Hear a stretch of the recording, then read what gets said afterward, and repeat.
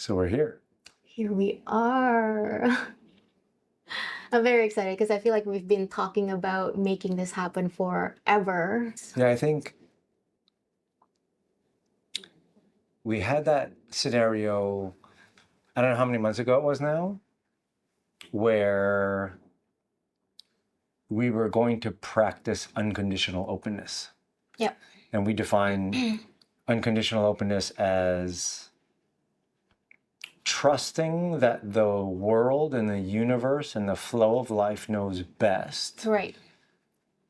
And so that if it comes across your path, then it should be a heavy consideration to say yes to it. Doesn't always mean we'll say yes to everything that comes across our path. I think there's some intuition and discernment that needs to be there. Totally. But that one Decision. and I don't know how it came up or where it came from, but that one realization of unconditional openness with the bent on saying yes to whatever life throws our way Yeah. has opened the doors for some pretty crazy and incredible experiences. Totally. I think the most notable, which we can start with, is the documentary. Yeah, I think that was like that was like I think our biggest yes, or our biggest yes to that unconditional openness. I think we've been practicing like little things, but I think that was like the biggest. Okay, like this is it. We're really plunging into the unknown. And it's very not like us because I like planning, I like order, big financial decisions like that. You know, we usually sit on, and sometimes we sit on so long that we don't actually do anything like with this it. podcast. Yes, well, I like this podcast. We're planning it for the perfect setup, for the perfect time or whatever. And even this, when it came to, I think I just knew this is the time. Like we whipped all this in 2 days. Yeah. Versus before we were like trying to make a plan for it, make it perfect, and it just never happened. But I think it is definitely the documentary. I don't know if that's going to be the title, but like unbecoming, the word unbecoming has always come up a lot. And I feel like it was taking us to unbecome. And I think we can explain more, a little bit more. But for me, I think I'm excited that this is happening because,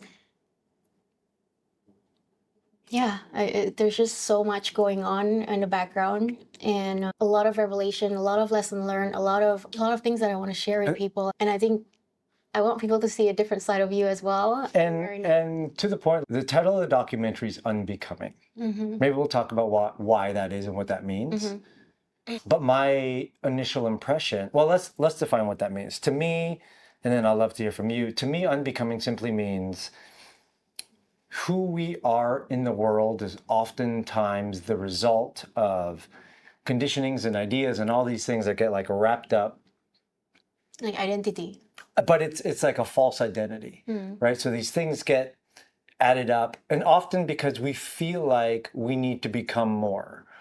We were led to believe that we don't have enough, that we're in lack, that life is, that who we are in a pure sense is not whole and is not full. And so life comes by and says, well, you need to be all these things. You need to be better, you need to be faster, you need to be more optimized, you need to lose weight, you need to whatever. Well, I wouldn't say life, I would say society. I think when society, You know, in my languaging, when I refer to life, universe, or God, that's that kind the of flow. Using interchangeably. It's basically to name this. I don't know if higher power is the right word, but it's really just this essence that is holding everything together, that is flowing. Yeah. So you're right. It's not life. It's people, conditions, the illusions of reality that tell us we're not enough.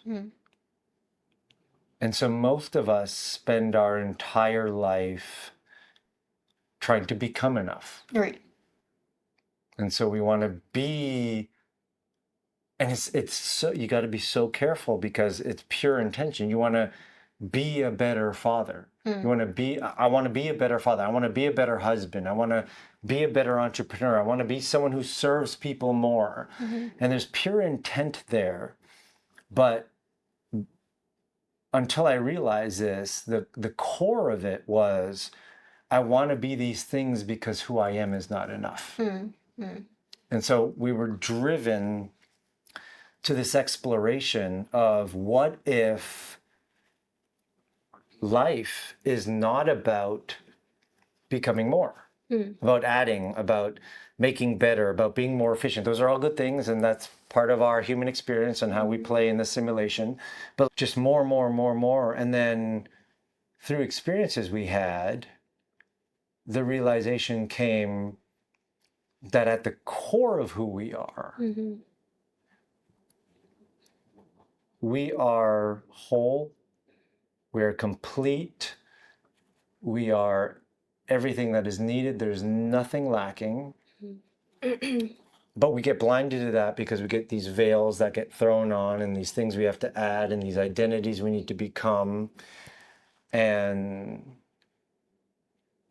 so the key we felt, or the question that we ended up asking was, what if it wasn't about becoming more of anything? What if it was about unbecoming everything that's just thought we would have we to thought be. Yeah, the qualifications and the conditions and all these things that we add on. And so the documentary is, well, let's explore this idea of unbecoming, and let's watch people's lives change, and let's document our explorations. And then little did we know that it was going to be our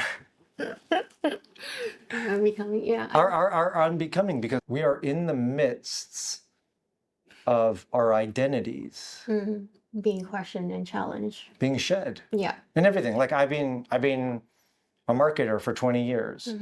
I identify as a father, I identify as a husband, and those are all good titles, yeah, but it's through this process of making these films and having these conversations and exploring these ideas, it is actually like deeply challenging us. who I am without all those, beyond the roles, right? Yeah. I think for me, unbecoming becomes remembering of who you really are before your roles. Yeah, before the first labels were assigned. Yeah. And you're right. I think the core is to remember, yeah, we were already whole. We don't have to do all this to prove ourselves, and to prove ourselves and to work so hard to make it matter, to make us matter. But I think I used to be not rejecting, but I was like, I came to a point of, oh, what's the point? Oh, the seeking is wrong. Then we have to end the seeking. But I've realized the seeking is actually a pure, like you said, it was a pure intent. It was a pure longing, wanting to become a better father, wanting to become all these ideals. It's because it's a hint of remembrance that you are that. So it's like we've noticed the gap. We're like, oh, I'm not who I'm supposed to be. But do you know what I'm getting? I'm not who I am, and I want to be who I am. So it is a very pure and clean intent. It's just that we're looking at the wrong. Yes, we're looking outwards. We're looking outwards, and we're adding things on the outwards. Whereas, like, the calling is actually from within. Of come home to who you actually are. Like, you are a great father. Like, you are this. Already. You are love. You are peace. You're you are abundance. You are power. You are everything that you seek for. Is who you are. It's just the seeking and the longing is a hint of remembrance of who you actually are. That's a great point. Like it's the longing to be better is not, or it is, we call it the inner knock in our world, but that inner knock of longing for something more in its purest essence is a beautiful desire. Unfortunately for most, we take that desire and then it becomes an external pursuit. Exactly. And I love your words, and I think it's important. Like in this space, a lot of people use the word awakening, wake up, but I think remembering is a better word. It's remembering the longing, the inner knock, the desire to be these things is not to encourage us to say, I'm not good enough. It's actually to bring us back to remembering that I am those things. It's the veils that have been thrown on us by all these things that have us forget. Yeah. Yeah. So the documentary, and then we just went on a 6 week trip. 6 week trip. Part of the documentary was to here's what I'm starting to learn. The trip was originally meant to capture things for the documentary. No, the trip was originally meant to me visiting my family. That's true. Like it started there. Yeah. As a trip to go to Indonesia, to Bali, to visit your family. Mm-hmm. And then opportunities came up to say, hey, if we're going to be in that part of the world, mm-hmm. let's explore these things that are super important to us. Because I think it was important for us to not just learn from books or people. Like it could have been one thing for us to pick up every book on modern day Buddhism and read it and be like, okay, I get this. Mm-hmm. Or we can go live in a monastery for a week. Right. To actually experience it. Yeah. So let me, I know I don't think we've explained properly of what the documentary is about, and I feel like that's also changing as we, and what are we exploring in that documentary? I laugh because, I was at the dentist yesterday. Mm-hmm. And my dentist knows that we traveled to shoot for the documentary. Yeah, and then on the way out, the hygienist says, oh, you're shooting a documentary. What's it about? And I'm like, I don't have a... Me too. I'm like, every time people ask me, I'm like, I don't know how to explain this. Yeah. So I think I might... maybe this is just what it is for now. The exploration is what we already discussed. It's asking the question, what if peace, love, joy, happiness, fulfillment... What if the end of suffering, personal suffering, what if everything that we are looking for in life mm-hmm. is found in the unbecoming, in the not becoming anything, but in the remembering of who we are? Mm. And just for context, for people who might be watching for our story, that didn't make sense to us until we had an experience with 5-MeO. What didn't make sense to us? Like this idea of like unbecoming or becoming. Like we were on the pursuit of becoming better, becoming more, self-help, all this stuff. And in fact, that's what even got us onto the psychedelic train. Yeah. We're like, oh, the psychedelics are going to show us more of what we need to work on and fix, and it did, and it's good work. Don't get me wrong. Like we've become mm-hmm. better people, mm-hmm.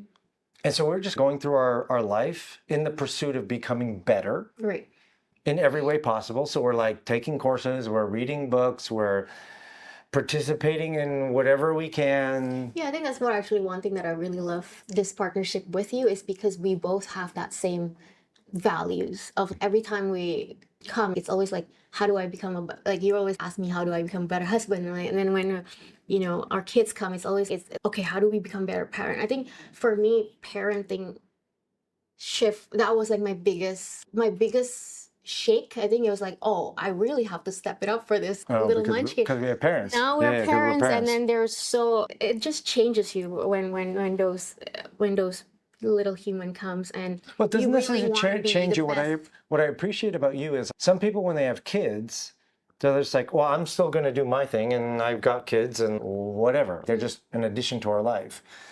When we had kids, you went into a mode of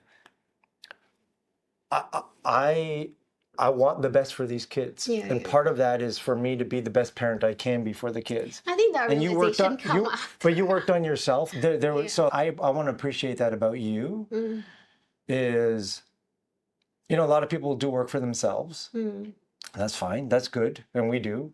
But when you became a parent, you said, I want to do what is necessary to ensure that these kids have the best opportunities and the best understandings to I hate to use the term succeed at life, like that's a weird term, but just to be who they are.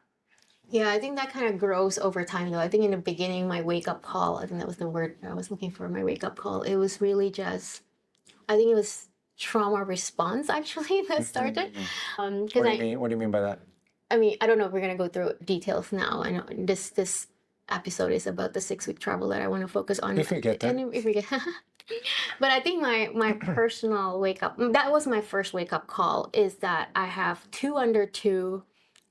Before that, I was completely, now looking back, unconscious, like of my own pattern, unaware. Unaware of, sorry, not unconscious, unaware is the right term, unaware of my own pattern, like this inner work, whatever. There was nothing, because I had a pretty good life. Everything was okay. It's not like everything was just okay for me. Like I had a good childhood, good everything for me. No big T traumas. There was no big T trauma. There's no big turbulence.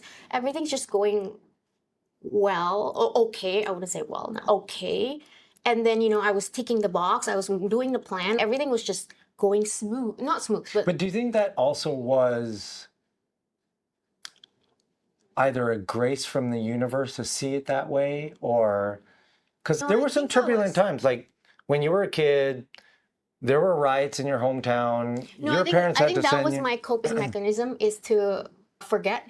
So like I teach myself to, okay, like if after I went through a really hard, I taught myself to just, pick it up and move on, because life's going to keep moving. So I think over time it was suppressed without me knowing it. So I was just like, all right, just adapt, just adapt, just adapt. So it was like a really long due coping mechanism of just, oh, my life is fine, my life is fine. And then, like you get into this judgment of, well, I'm not going through that. I'm not going through that. So my problem is small. I'm always belittling. Which is not a bad thing to a certain degree. No, I think that's how I survived. That was what kept me going. Of, well, there's a bigger problem in the world. My problem is nothing, and I just kept going and kept going. But I think it really is. Again, I think now I'm seeing things differently as well. Life is really going to bring you up. During the expansion, like you have to be stretched, and you're gonna be finding your limit. And I think I was stretched at the time. Like we were growing our business, so we were working 14 hours a day. Yeah. Like I remember when we were just, 7 a.m. breakfast, lunch, dinner in front of a computer. Yeah. And pre-kids. This is pre-kids, just like, we were just renting. We were renting a house.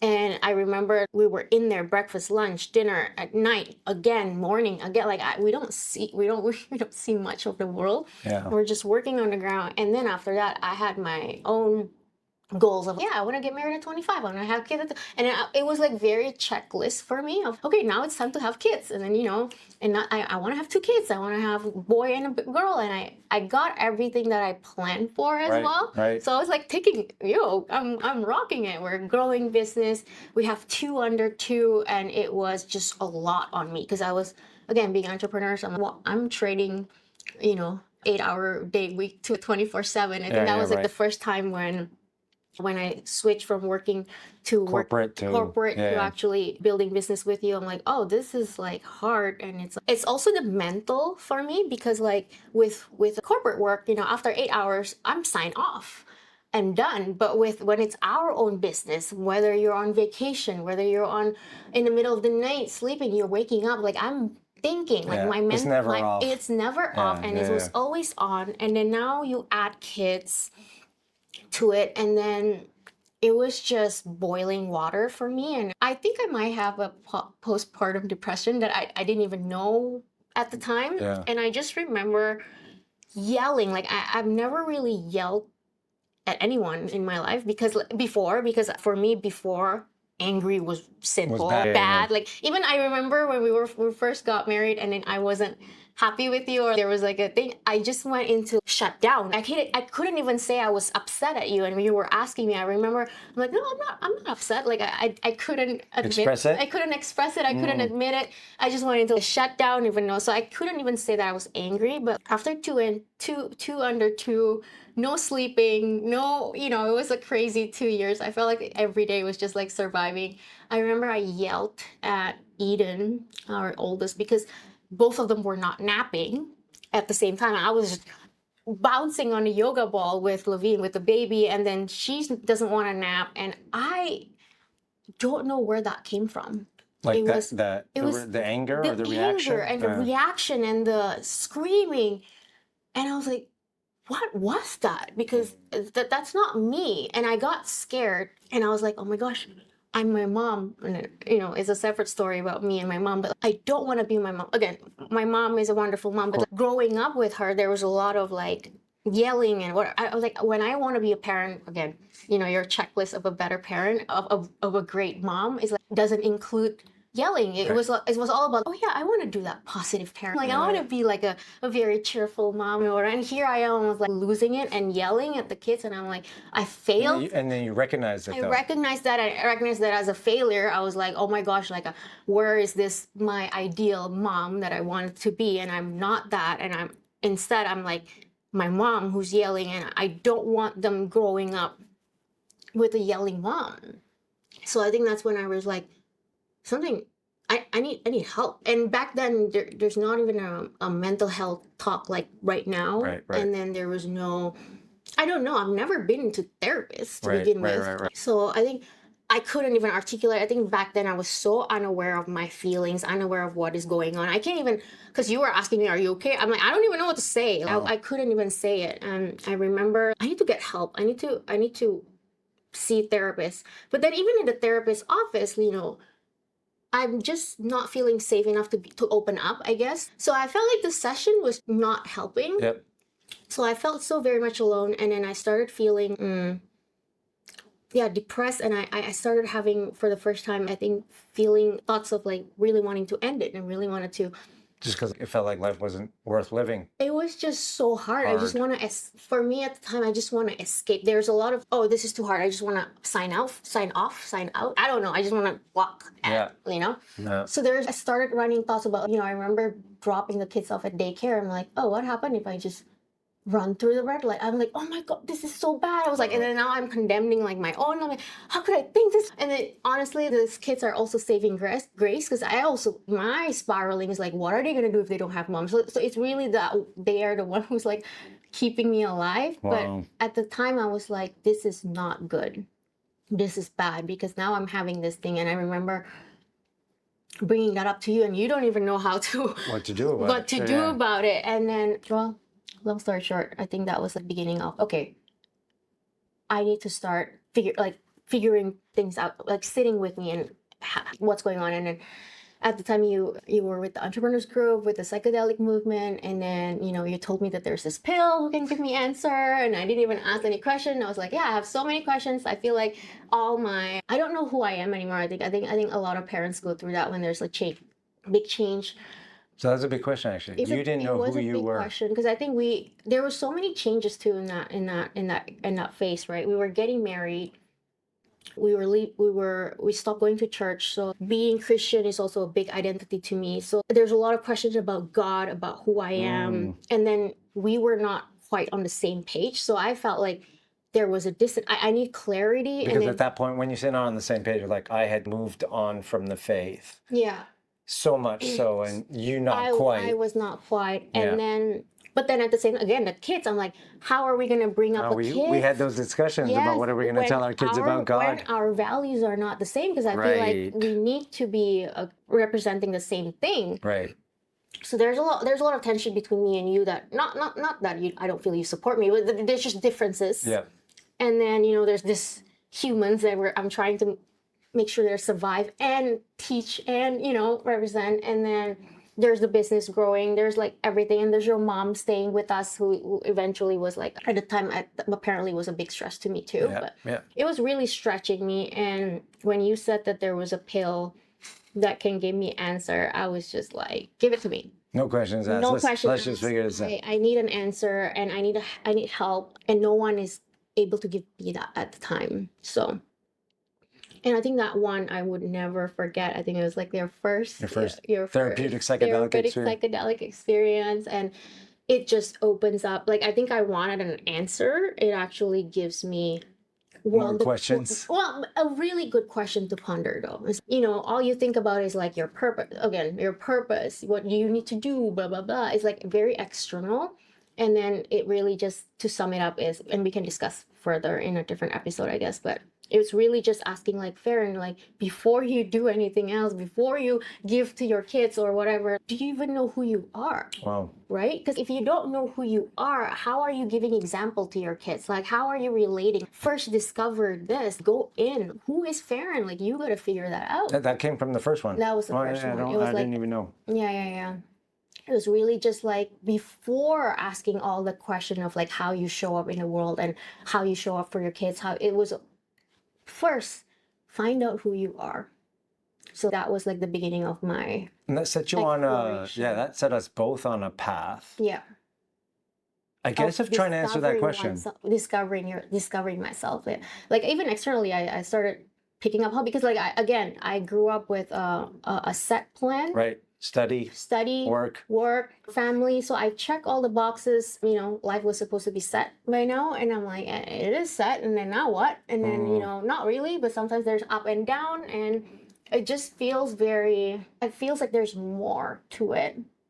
So from there, you started actually exploring hobbies, because I don't even know you never had any interest. I never have any, because when people are asking me, oh, what's your passion? You should do, there's a big thing about your passion should be what you do. I'm like, I don't know if I have passion because I just did what I was told. I just did the plan. Yeah. So it was a lot of exploration of what do I actually don't like, and be honest with myself, because again, I wasn't able, even like when I'm upset, when I'm annoyed, when it's okay to have the preferences, because I was so used to like pleasing people that I lost myself as well. Right. Everything's just, oh yeah, whatever you want to do, I'll do it too. Yeah, I like that too. I like this too. So it was very, I didn't know myself back then. So it put us on an exploration. That was like 10 years plus ago. 10 years almost, actually. About a 10-year cycle. And then we can go into details maybe another time, but do you feel that we swung so far to that side then? Because we're like, we've got to like personally develop. And we got really deep into psychedelics. We got really deep into healing work and trauma work and becoming your better self and attending conferences and be like, oh, I got to do these and I got to do affirmations and I got to do visualizations and whatever else is kind of like thrown out there, that we swung so far to the other side. We were putting ourselves in, I wouldn't say unsafe scenarios, but even like going to basement apartments to do psychedelics, like, because that was me. I was always the person who tested, the guinea pig before you did. We can go over those details later, but I think when we're in light of the bigger story of the unbecoming thing and how we got to that and what that means, and then we'll get to the trip. Then we had an experience with 5-MeO. And I don't want to speak for you, but for me, it felt so different. Yeah. So all these other things were good, and they were showing me parts of myself that needed to be made better and healing, and there's great insight coming, and call it spiritual and or psychological or whatever. There was revelations of more and more and more work to do.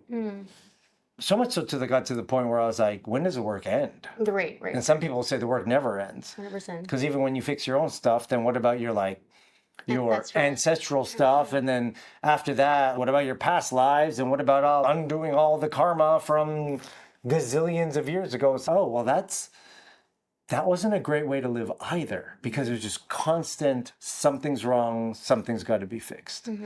In the pursuit of being better. And then we had a 5-MeO experience. And for me, it was, I remember the first time, and we've done it many times since then, but the first time is basically where all external reality, so all my sense conscious things, everything with my 5 senses, dissolved.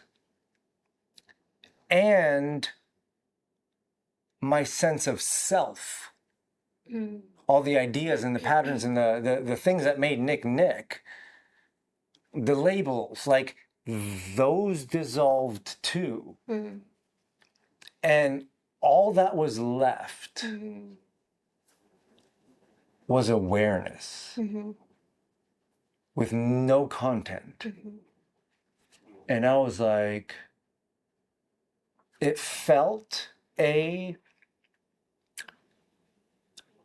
like everything and nothing. It felt, some people say like where you're interconnected with everything, but like for me it was not even interconnected. It was like I was everything, if that makes sense. But nothing as well, because there's no content. But there's this just awareness. And I remember coming out of the experience and feeling like I needed to know what that was. Right. Because I was still there, but like Nick wasn't. Yeah. And I was there, but all these elements that made up my reality weren't there. And so I started, so back to the question, who am I? What is that? And then if I'm not my thoughts, if I'm not the labels, if I'm not the ideas and the conditioning and the self, then who or what am I? Right. And so we have that experience. And I don't know if you want to share yours, if it was... Yeah, I think it was the same. I didn't have the vocabulary to explain what that was. No, well, neither did I. Yeah, Now we do. Yeah. But then looking back, I'm like, we're still on the same journey. I feel like it was me unaware and then discovering Farron. And discovering Farron can change, because that was like 10 years apart. Sure. You know, I remember when we were reading, we made a letter to each other to open for our 10-year anniversary. Yeah.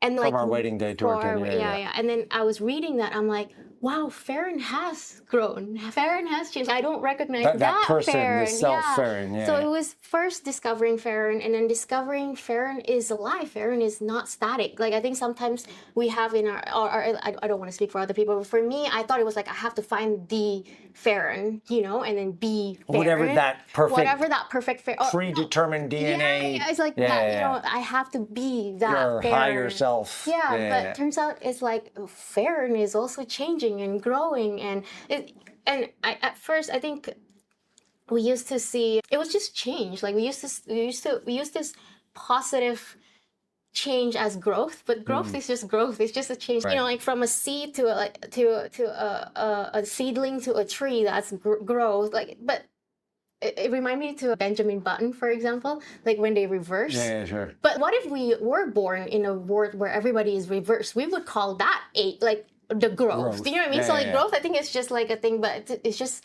understand. Like now I'm holding all definition loosely, and then allowing that change, allowing that to be alive, and now I think the part of the unbecoming is really just asking that question again and allowing us to embody. So who are we beyond? Yes.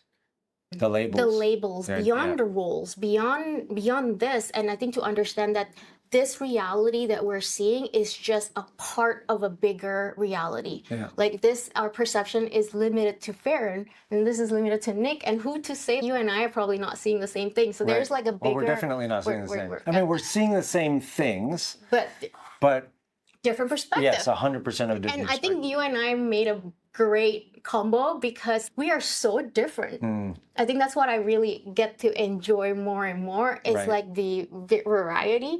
And then now seeing our kids too, and sometimes when Levine acts, I'm like, that is so Nick. And it was just so funny how I guess it is DNA. I'm like, I don't know. It's, you know, the way he thinks is the way you think. Actually, you know what's it's different from the way I think. What's super refreshing about that is like earlier on, when people didn't see things my way, including you, it was frustrating. Yeah, it's like, why doesn't the whole world just see life? This is how it's supposed to be. That's your bigger trigger, actually. Right? Yeah, like, this is how it's supposed to work. And I used to really feel that there was just one way. There was life. Yeah. And it was the right way. And I happened to see it that way.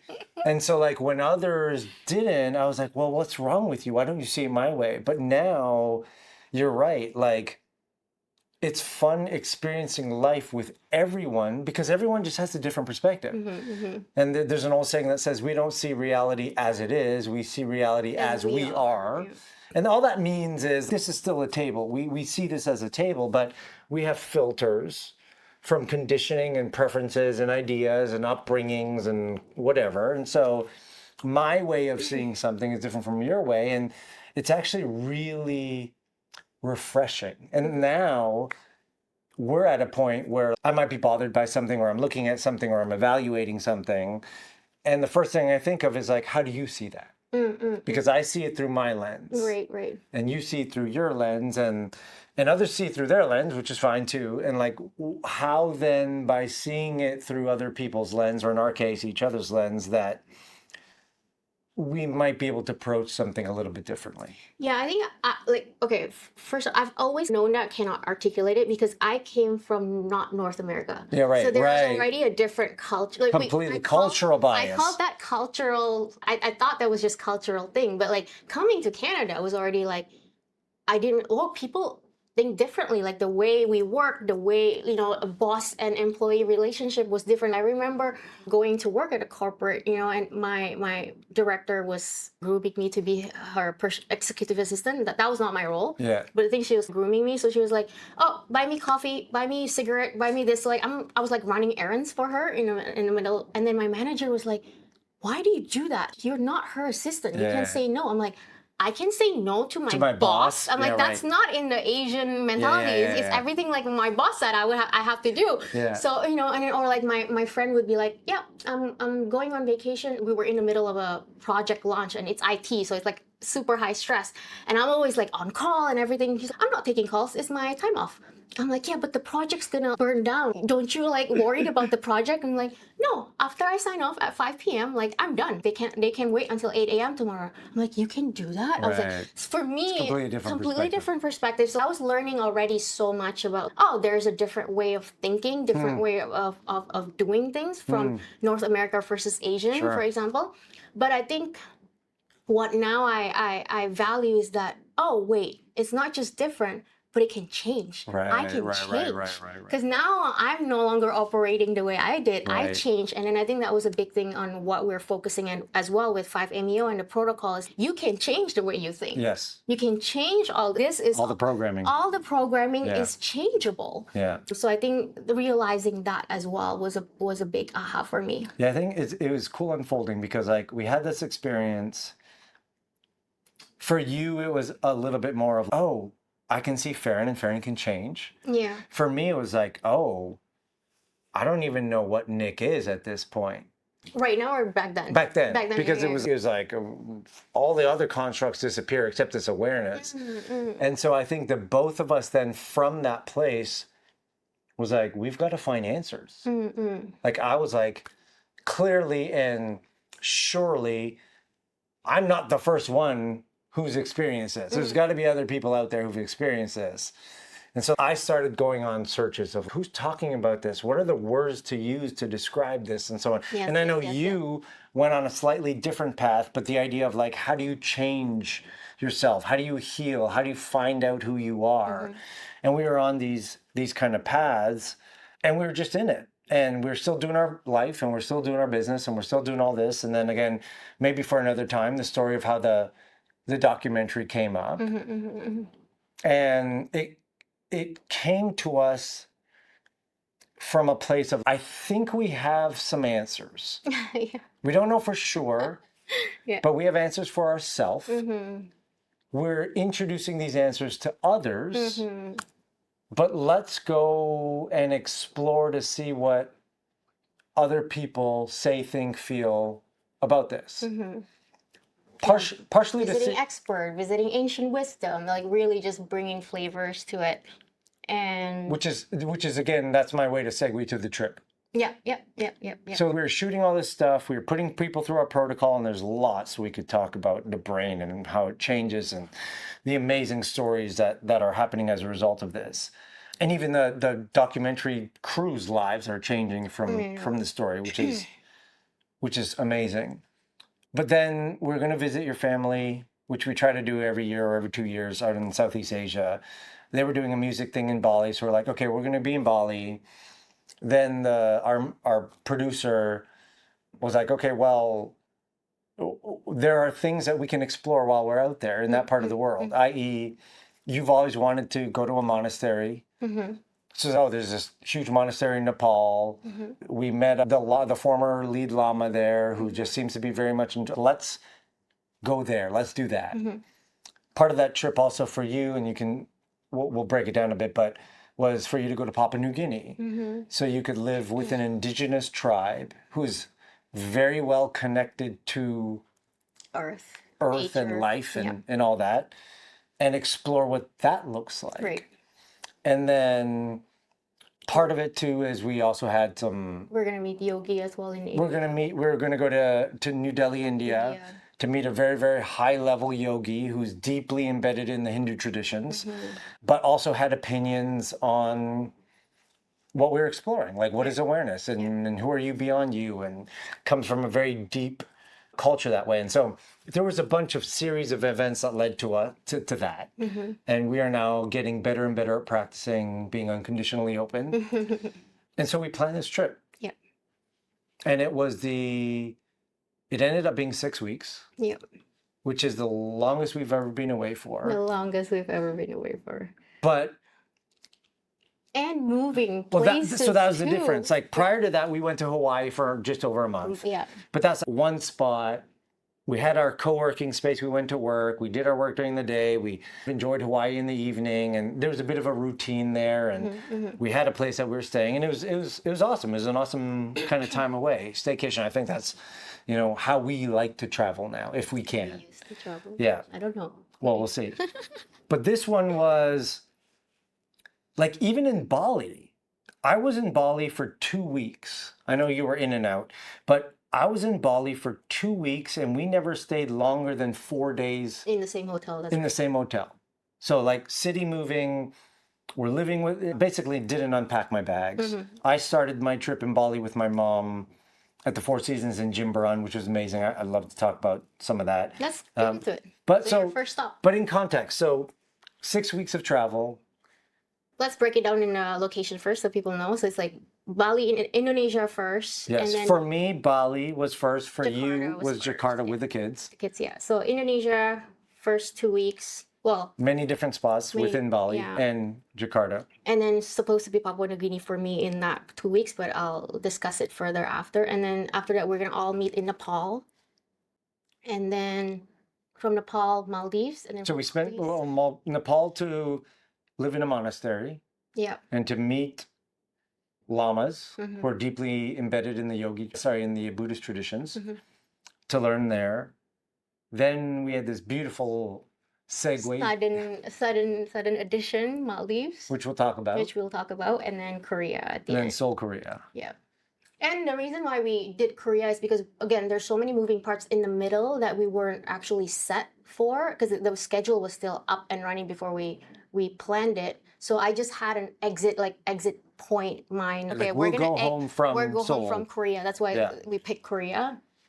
Because I want to shop for all my skincare, and so I was like, okay, let's just stop. If we're gonna be there out there anyways, and we need a spot to finish before we come home. Right. It was kind of like a recalibration.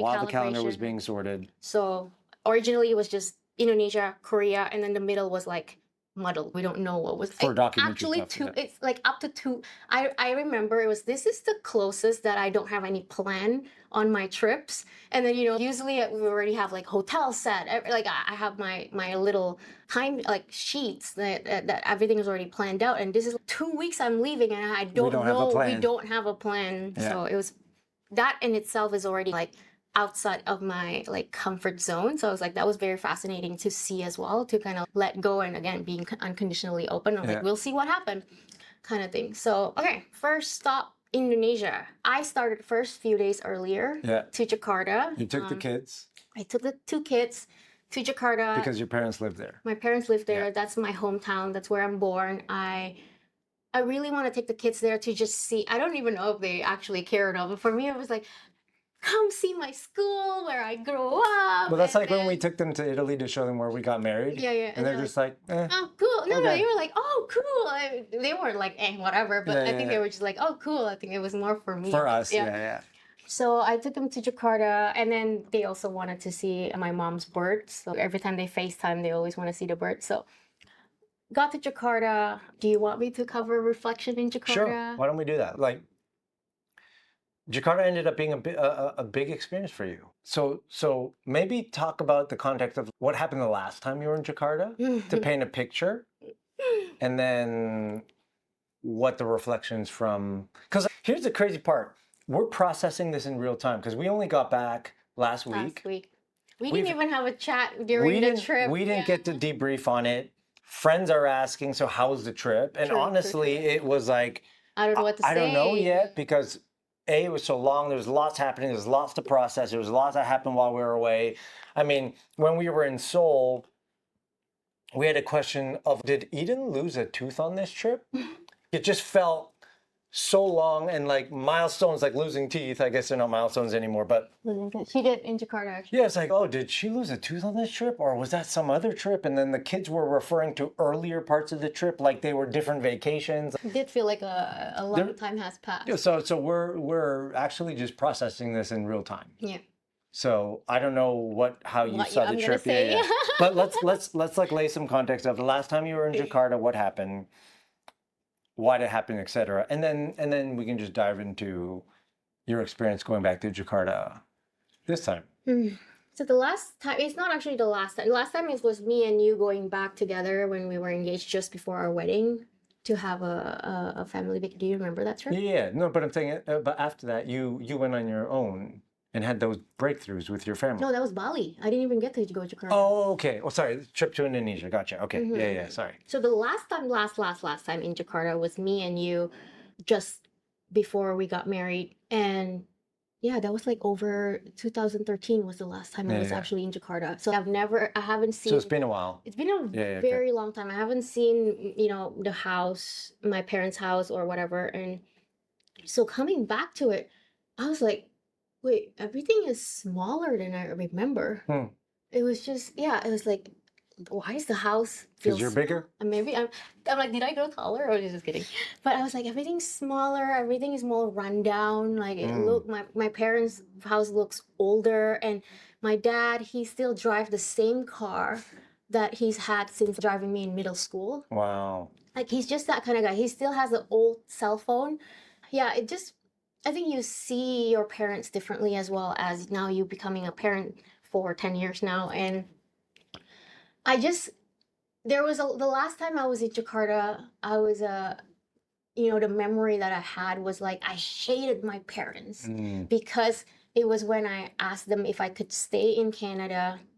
Obviously, we had a trip after that one more time with you, but then the biggest memory I remember from Jakarta was not a pleasant memory. Right. It was like, I was telling them that I don't want to go back to Indonesia. Which was their plan for you. Which was their plan for me. Their whole grand plan was for me to continue their music school, which is our family business. They always talk about legacy. They always talk. I've been brainstorms, and I was like, brainstorm. I don't even remember when I learned piano. That was like, music has always been in my life from I was little, because that's all I know. The music school, it was just going to school and then going to music school and then home. School, music school, home. Every day is music school. Everything is music school. And business for your parents was like everything. Oh, yeah. And so, and I remember even talking to you during when we got married and becoming an entrepreneur. I'm like, okay, I'll let's build this business. But one thing, like, there has to be a clear line between a family vacation versus a business vacation. Because all your vacations were business. All I remembered was always business trip, that they're visiting this factory, this music book, whatever, or his exam. And then, they called it vacation, but there's no real. No, I'm looking back, like there is some personal vacation. Maybe, like sometimes trauma. I think that's what I don't want to.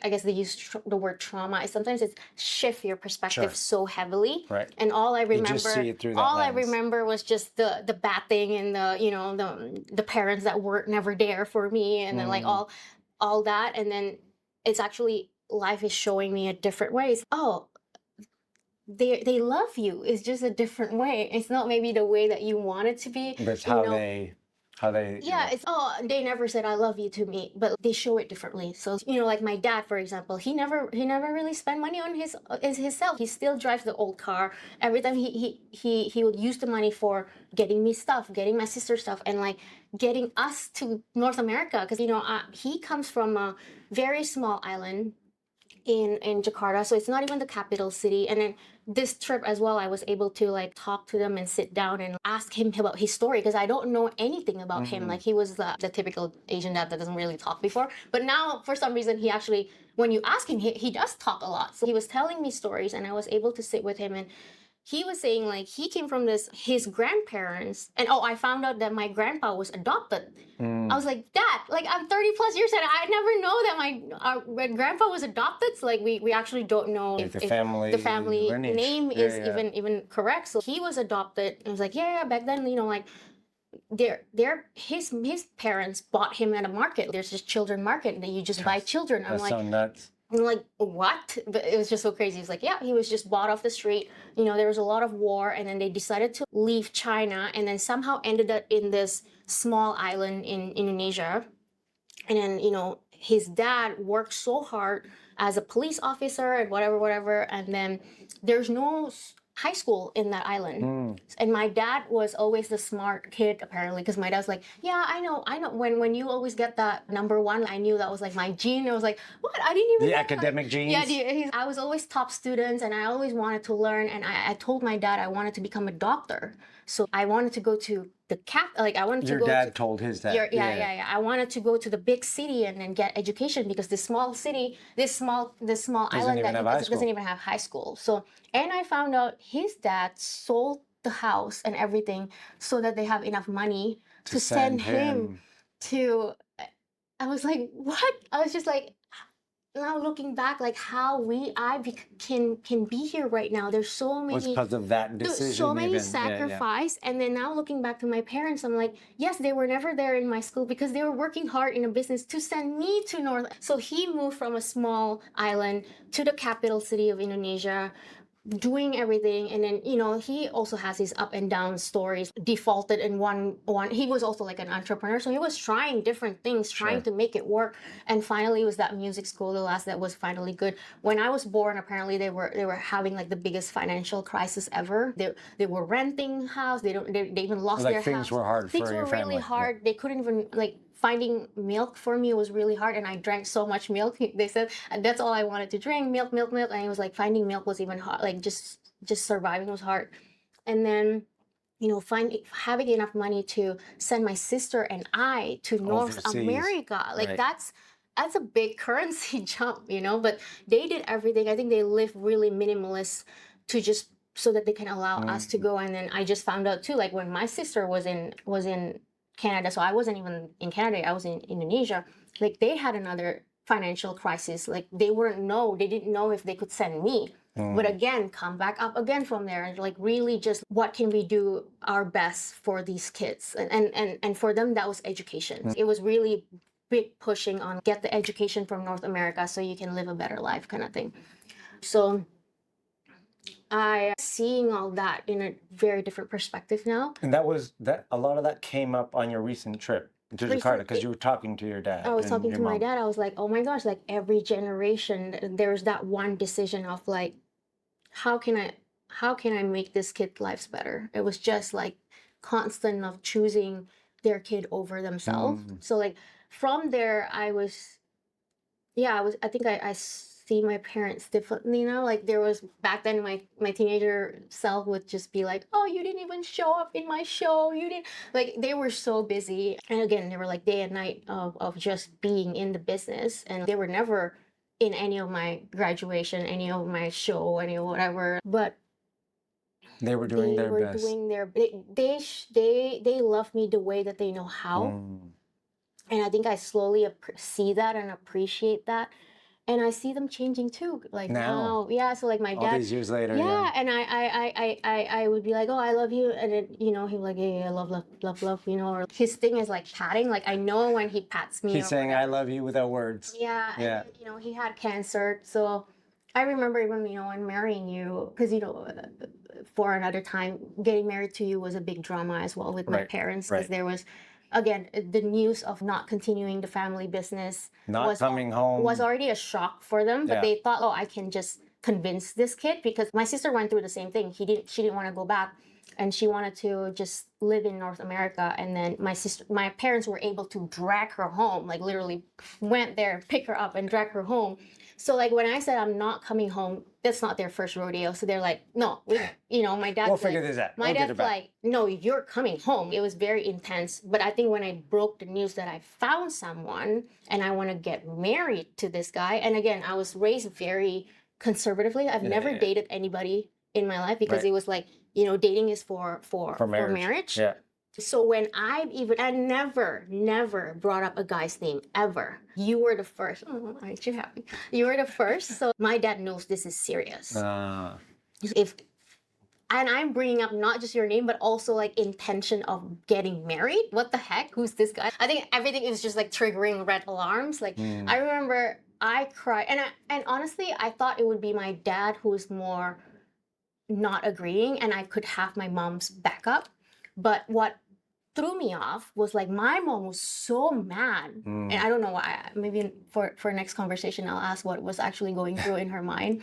But she went on this again, her shadow of like yelling and it was like very abusive words, disowning and whatever. It was just so painful. I remember that could probably be. I'd love to hear her perspective. Just like betrayal. We've done so much for you, and I think you are now. I think because I didn't mention you at all, and then all of a sudden it's getting married. So it's like they were very shocked. Like I think I imagine now that I'm a parent, I'm like, of course I would be surprised if Eden one day comes home and like I'm marrying someone, that we haven't met or we know nothing about. It was just crazy. So I know my delivery was a little like crazy back then. Now looking back, like back then I was like, okay, I think that was my best shot, but.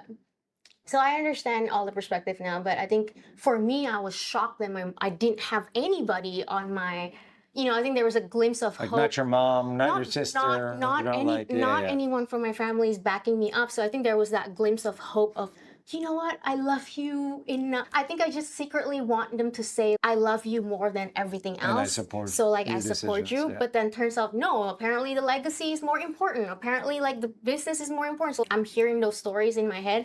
And I remember, I think that was like the first time my heart physically painful, and I'm crying 3 days straight. I remember I was just kept crying. I kept crying.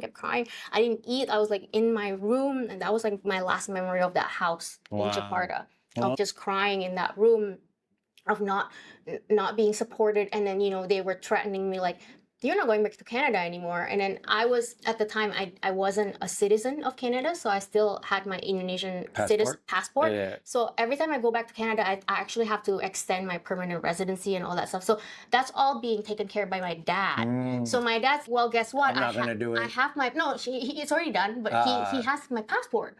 Because he was doing that for me. So he was like, well, it's easy. I'm just not going to go give you back your passport. And you're not leaving Indonesia this time. You're just staying here. And that thought was like, wait, what? Like, I'm not going to be able to see you again? I was like, oh my God.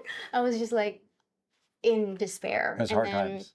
I remember it was like the first time that I felt physically pain in my heart. Like I've never cried that much. I never felt that much painful. And I was just crying and crying and crying. And this is your last experience of Jakarta.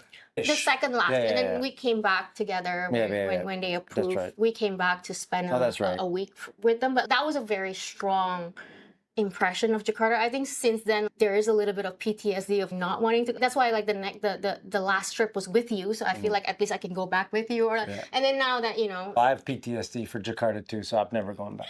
I end up in hospitals. You did. That was side story. We have to get there because that was a very funny story actually, and a great story. But that's not the focus of this one. So anyway, how do we get in there? So you're just reflecting why your trip to Indonesia, Jakarta this time. So now I'm actually seeing, I don't know if life, universe is changing my perspective, or maybe I've worked so much that now my perspective's changed. Before I always see the pain, I always see that they're not there, I always see that, they don't love me, I always see that to be true. Now it's the opposite. I'm like, oh my gosh, they love me so much in the way that they know how. And then now that I'm having conversation with my mom, she will be like, yeah, I don't want to yell too. She was like, I don't know what I thought. She was like trying to name to me. I was like, oh my gosh, that was your unaware pattern kicking in, because she was like, I didn't want to yell, but I got to that. So I was like, now I have compassion with her, because I was in the same spot with you, but I figured out a way on how to take control of that pattern in a sense, rather than letting it keep just reacting. But she was in the same spot of just without any tools to without any tools to like what to do with this pattern. So I think that was just making me, when you have that compassion, it gives me that compassion of knowing that, she didn't want to be that too, and she's not that. And to understand that we all, sometimes behave in a way that is not us. We might not even want to. Yeah, there's just conditions. Turns out this behavior, this thing is just sometimes is a reaction, and it's not the person. Yeah. So now I'm starting to see, wow, there is the person, there's who they are, and then there's the conditioning and the stories that the belief that led to some choices and actions that they might choose. Right. So in Jakarta and spending time with my family was just a lot of that reminiscence of seeing things differently from the way I saw it, and I see love everywhere. Wow. So it was just beautiful. And then again, same thing, like life was just this unconditional openness. I didn't really plan. This was the first trip that I don't plan. I'm really just organically let things happen. And throughout my conversation on my DM, because I was posting that I was in Jakarta, like some people reach out, like old friends. Yeah. And then, it just so happened the one that I ended up meeting turns out to be, now that I'm reflecting, I was like, oh my gosh, they were the core people that I felt so safe. I had such a great childhood. Like like elementary school, middle school, and high school, by just catching up with them, and we like left off where we were, and I was like, I had a great childhood. What was I thinking? I think the trauma again has caused me to believe, Indonesia sucks. I want to just escape to Canada and find my freedom and blah blah blah. But I love Indonesia. I love Indonesian people. I love my friends. They were the one who I was truly myself. I didn't have to like pretend with them. And then I was glad that I was brought up in Indonesia, because, sure, now I like luxury, lavish thing of, fancy things kind of thing. But then at the same time, like when I was in Jakarta, like eating noodle in the side street, I don't think it was really like dirty, but it was like the street food, and like sitting there with my friends and just laughing. I was like, this is amazing. Oh my gosh, more. And then it was funny, like we brought the kids to and they didn't have that filter. Right. The kids, this is their first experience or whatever. This is their first experience, but they were not like, I thought they were going to be more shocked in terms of like how the street conditions are. Like, again, it's third world country. So, right. I mean, if you haven't seen it, it can be, I don't jarring. know. I think it can be jarring. Again and again, I'm reminded kids don't see the way we see. They don't. Yeah. True. We've already developed all this filter of poverty, richness. Like they just see food and eat and connect and fun. And they were eating the noodles by the street. And that was like the first day, like we got there. And even I was like, because I was like, bring me to the good, like I love noodles. Street food? Like I love noodle. Noodle is, I eat noodle every day when I was little. So I was like, oh my gosh, this is better than what I remember. It was like so good. And I even thought to myself, like, oh shoot, like the kids, I didn't even, like the ice, because people were saying like, be you careful. Get sick if you have ice. If you have the ice and all that stuff. And even, it was funny because Levine was like, he's very observant like you. Like he was, why is he washing the dishes in the same bucket that he washed the other? Like it was just one bucket and they just keep washing the dishes in the same bucket. Yeah. And I was like, yep, just don't look at that's just adding flavor. So he was even picking that up, so it was funny. But they didn't get sick. I think that was another thing that I'm really thankful about this 6-week trips. None of the kids get sick. I know you were feeling a little bit towards the end. I was feeling a little bit towards the end, but thankfully kids didn't get sick. I think if the kids get sick, it would be really harder on me. So they did so well. Nobody got sick in Jakarta, which is the first time, because last time you got sick. So we had a blast, and they traveling with them and becoming so fun too. So if you had, like, what was a major, I mean, obviously you shared a lot of it, but what would be the takeaway from the Jakarta portion of your trip? The reflection or the takeaway? Again, I think for me, my journey has now becoming a remembering. So it's remembering like, oh, love is always there, like joy is always there. Connection is the simplest thing, you know? It's really, we don't need all this addition. It's just two human beings connecting, raw, real. You're happy. That's all you, it's not even happy, but you feel fulfilled. Like when you're you know, eating and chatting, that connection, that was it. That's all you needed. We feel so whole at that moment. And whether that would be in the street or whether in a 5-star luxury hotel, like it's the setting doesn't matter, but it was that underlying essence that I felt that was like, oh yeah, I would say connection. I think remembering that the connection is always there. And that I've always had that connection. It's not something that I need to find or build or you know, let's build a great family. Like I had a great family. I had a great friendship. I had all that. And it's amazing that we all, I too, with my relationship with my mother, there's part of us that wanted to be loved how we wanted to be loved. And then we recognize that our parents just did the best they could with what they had, with what they knew. And it's a tricky thing. I was listening this morning, what's his name? Gabor Mate. And he was like, all a child wants is to, like the best scenario they can be provided with is to feel safe with being who they are. Right. So it's not, and I catch myself often, I'm like, with our kids, it's, oh, I want them to be neater, or I want them like, because they'll succeed in life if they're just neater or more orderly, or they're more polite, or whatever it is. I agree. But sometimes, like, I find myself correcting and saying, oh, say thank you, which is not bad, but if we're not careful, it's saying who you are is not good enough. Yes. Yeah. And if you're not good enough, then you have to change. And that builds some deeply, I mean, it could build some deep wounds. So the point is, we got to figure out that with our kids. But to see you all these years later, recognizing that maybe they didn't love you the way you wanted to be loved or needed even, but it's refreshing to see that all these years later, however you came across that conclusion, that, and I think it's true for everybody, like everybody in life, even the people we hate, like the people who just, whatever, they are doing the best with what they have. Nobody wants to be mean or hated or whatever. It might appear that way, but it's just like everyone was dealt a different deck of cards and they got what they had in it, and I have to believe that everyone is honestly just doing the best with what they have. And it might not be what we want or what we like or how we need it, and yeah, that could bring harm to people, like but I think if we remember that, like at the core, it's not intentional, it's just the best with what they have.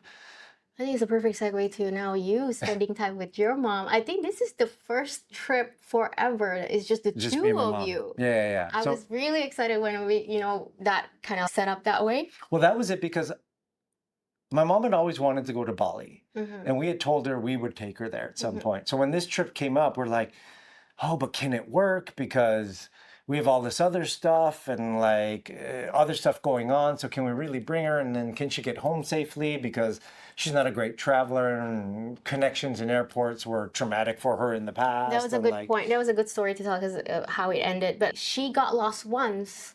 Just going from Kelowna to Toronto, there was one small connection in Calgary, and she missed her flight, and she was terrified. Yeah, she was traumatized, and then she called me, and granted, I didn't respond well either. I'm like, come on, why'd you do that? I was a little angry, and we had to figure out, so we had to bring her back to Kelowna, stay with us a few extra days, and then get her home. And I was frustrated by it in the moment, but to see her, I mean, she couldn't. Yeah, she could, but she couldn't even at that time. She was like, she couldn't even stop saying, "I'm so stupid. I'm so stupid.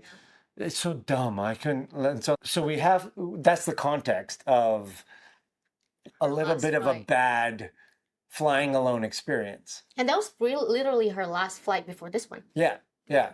And so with Bali coming up, I was like, okay, you're going to go to Jakarta with the kids. I don't want to go to Jakarta. We'll meet you in Bali because that was a plan to meet your parents there for their family, the music thing.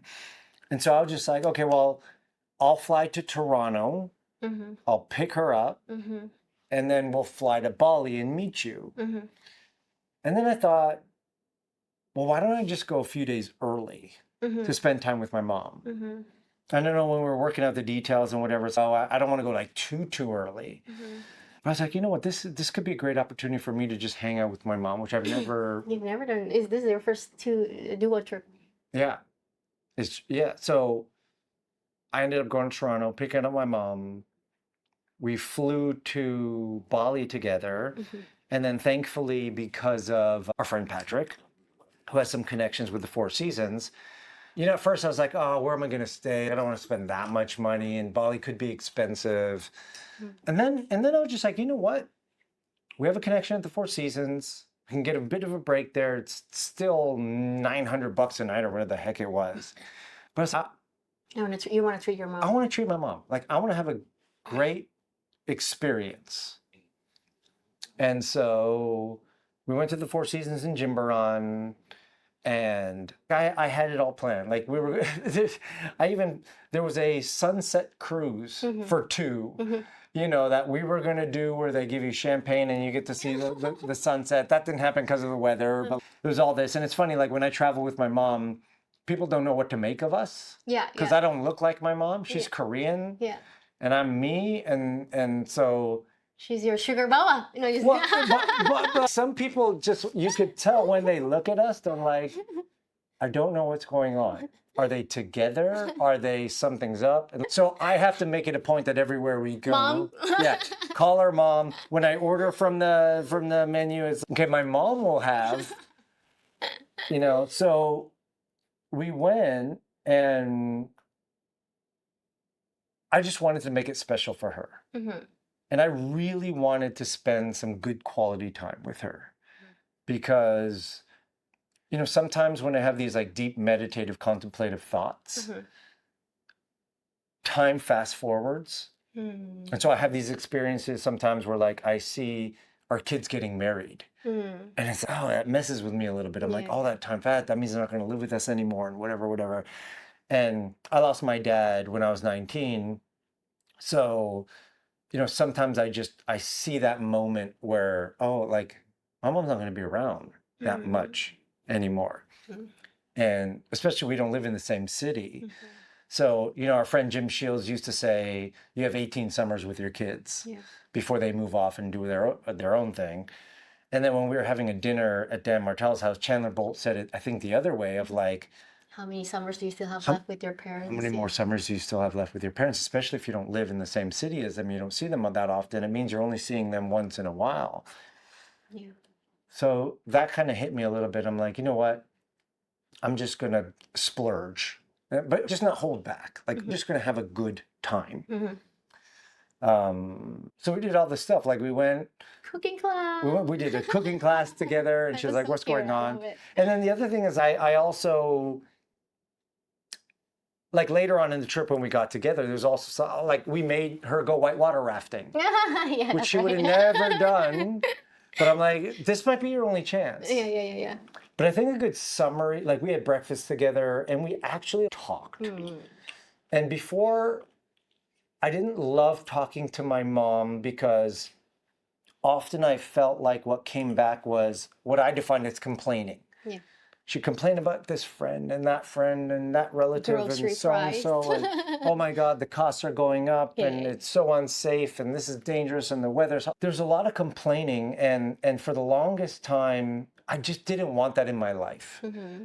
And so every time she complained, like I'd get worked up. I'm like, Mom, just... Sometimes I said it, sometimes I didn't, but it was just this idea of, Mom, be grateful. Your energy is just done. Yeah, so just, can you not complain? Can we talk about anything else? And then... I just realized that was her only way to have conversation with me. Right. Like, what else was she going to talk about? Yeah, like, what else is she going to talk about? She wants to talk about her friends. Mm-hmm. And yeah, she's got her own issues and whatever, but like I started seeing the complaining as her reaching out to me. And like for so many years, I was just like so mean and rude. And to be honest with you, I think a lot of that was birthed out of a fear of losing her. No, explain. Well, so as weird as it might sound, like I didn't want to get too close because I knew her time was limited and I lost my dad. And so there was a weird part of my brain that just said, you stay there. Yeah, keep a little distance. Because like, then it won't hurt as much. Right. So I had to work through that as well. But, you know, on our trip, we had breakfast together all the time. We basically were together 24/7. I never went off. That's true. Slept in the same like room. Right. Yeah. And I just got to the places where I was like, I would ask, like, I wanted her to complain because it was like, I wanted her to feel comfortable to just talk. Yeah. And it all made sense where we were going to bed one night and she said, oh man, like I'm doing things here I would have never done. And then she said, thank you for giving me these opportunities before I die. Oh my gosh. Yeah. And it was like the opportunities of flying fancy, the opportunity of being at the Four Seasons, because she's always financially conscious, and when growing up we've never had much money, so we couldn't travel, we couldn't do things. She's always wanted to go to Bali, so she brought it up with us about going. And I think she could have just never imagined flying fancy. She could never imagine being at a Four Seasons and getting this kind of treatment and spending all this money doing all this stuff. And like we did a omakase restaurant, which was her first time doing that. And yeah, she said, thank you for allowing me to experience this before I die. And then I think it just, for me, it all clicked and made sense. And yeah, we like, how many summers do we have? Yeah. And what time do we have? And so the takeaway for me was, it doesn't matter the means of the conversation if I can maintain connection. Right. And it's weird. I don't know what had happened, because even since we got back, you know, she lives on her own. She would call me like the internet is down. you used to hate that. I would lose my shit. Yeah. Because part of it is like, what do you want me to do? And then even, you know, she doesn't know English very well. She needs help and so on and so forth. So something would happen where she needed to call her insurance company.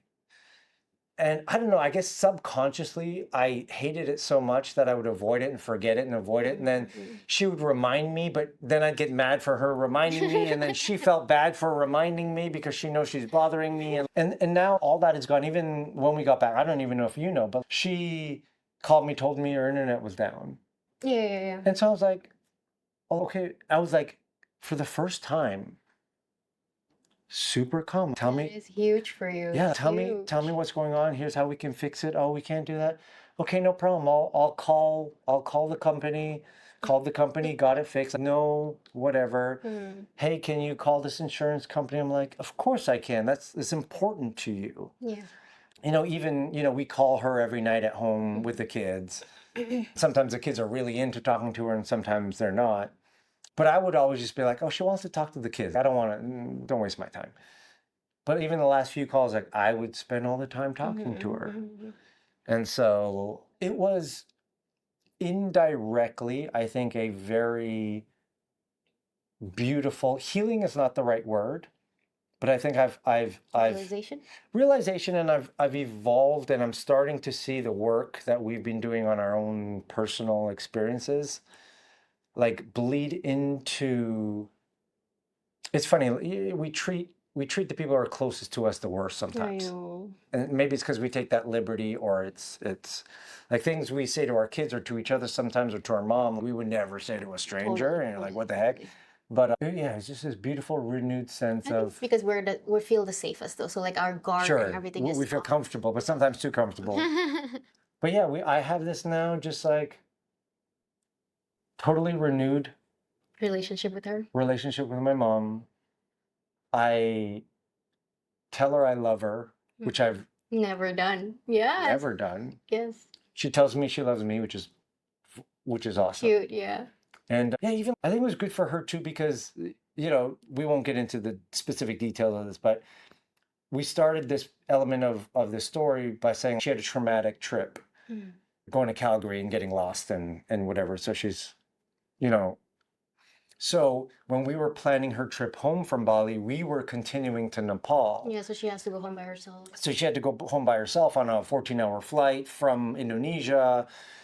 And so we did our best. I'm like, oh, okay, call the airline company, make sure she's taken care of. Like, make sure she leaves at a time that works so that, like, at least she'll be safe. And unfortunately, she had to leave after us. Yeah, on the same day. On the same day, but a few hours later. After me, sorry. You left earlier. So I was, like, just coordinating. I brought her to the airport with me. I got her checked in. I talked all about it and figured it out. And then delays happened on our airplane. Then our airplane got canceled. I got a phone call and you already left. You're already in the I'm in the air. You're already in the air. You're in Nepal or wherever you are. I was in Nepal. I got a phone call from her and she's, Mommy, my flight got canceled. And I was like, oh, no. Yeah. And so I was like, okay, where are you? Like I was trying to okay, let's just how do I help this lady? But I was so proud of her because she's like, don't worry, I figured it out. I was like, you did? Yeah. I'm like, she's yes. I just want to phone you to tell you that I figured it out, And I was like, wow, I was so proud of her. Yeah, I was proud of her too. Like she built up the courage to talk to people for help. Yes. And her English isn't great, but she asked for help. Just so happened to be the people she asked for help were people going to Toronto. Yeah. Again, we can get into the story another time, but they found a hotel together. They took care of her. They put her on a plane. She got home. And she laughs about it. Yeah. So what was a very difficult experience for her before, I think the trip together, because she also got to spend time with the kids when you came and my parents together. And your parents. She got to spend time with my parents, yeah. And she had this crazy delayed flight, but finally got home. And now she has a wonderful story to tell. And the whole bad memory of it is gone. So yeah, super, super healing, reflective. My mom and I's relationship is at a completely different place now because of that first 4 or 5 days. Yeah, I see that. In Bali with her. Lovely. Yeah. That's huge for you. It is huge for me. Yeah. I'm very happy for you. Yeah. Closing off Indonesia. Anything else worth mentioning about Indonesia? Anything about you and my parents or my family, perhaps? I think. Oh yeah. So I got my own stuff to work through sometimes so then you came to Bali from Jakarta. With my parents. We left Jimbaran and went to Kuta. And so now we're with the full extent of your family. We're with your parents and we're with your sister and brother-in-law. Yeah, sister family. 3 families together. 3 families together, which is a very different dynamic. Potentially interesting dynamic. And they're running a music competition while we're there. And so there's Asian dynamics of expectation and just the stuff you feel like you have to navigate, which makes things like family gatherings a little tricky. I feel like you were a little anticipative or is anticipation. And no. Yeah, because I was like, oh, here we go. We got to make sure everything's happy and everyone's happy and so on and so forth. And I spent so much of my life people pleasing, especially as a pastor, that I was disingenuous to myself, that I neglected myself for the sake of others. And so I feel like sometimes I've swung so far the other way that I don't care what others think. I want to put me first. Right. But there's sometimes that's not possible. And I was worried that portion of the trip was going to be I've got to lay aside my needs for the sake of the family. Bali was great. And I think there's other things we could talk about if we needed to. But I think it's just beautiful to see where your parents are. Because they've come such a long way. Yeah. Everything from the tattoos I have, which again, as Christian Asians, they don't love. I think because I'm half Asian, there could be some expectations that I would know how to, do things properly. And I know that your parents probably have some expectations around me. Maybe not. But the thing is, during this trip, that was all. No, yeah. It was all I go, and we could honestly just spend time. Yeah. Loving each other and having fun and doing stuff. And again, like there were some parts where your parents, again, we were there for a little while. One of those days was over a Sunday. And your parents love going to church. And I was like, what's going to happen here? And then I remember having breakfast with your mom, and she's like, oh, so, because she still thinks I'm a pastor, not, or whatever her impression of it is. But she's, oh, can you like do a family service for us? And I'm thinking in the back of my mind, oh man, here we go again. But then I was like, you know what? I know she loves this. This is her way of honoring me. So we never ended up doing it, but I remember going to ChatGPT and be like, can you help me prepare a sermon? It's been a while, around this idea. Oh my gosh, I didn't even know that was happening. Yeah. That's so funny. Yeah. And, and Kuta was different. It was busy. We were there for your family. I got to see your brother-in-law do what he's good at. Yes. That was very and I think there was a part of him too that was like happy to show that off to his family, including us. Yeah. And like to see the success of the event and like even your sister, I know back when we first got together and stuff, there was a little animosity is not the right word, but maybe there was something that blame. I didn't allow you to go back to Indonesia. This is 10 years ago or whatever. And I always felt like there could have been some potential residue of that, but no, for her, and she even asked, how's the documentary going? Which I know is not their jam. Like they know it's not, what we do is not perfectly aligned with their faith practices, but how's the documentary? How's it going? How's this? The portion of the trip with your family was beautiful. And our kids got to spend time with their cousins and their niece or however it is, and their uncles and their grandparents. And my mom got to spend time with your parents, which I think is always nice. And we got to be ourselves, and we didn't have to worry about putting on a show or being a certain thing, because I think we felt comfortable enough that they were allowing us to be us. Yeah. I showed up to a music competition with shorts and a t-shirt, and like everybody else is in a suit. But even your sister, oh, it doesn't matter, it's okay. And your parents like didn't mind. Yeah. And I think for me too is very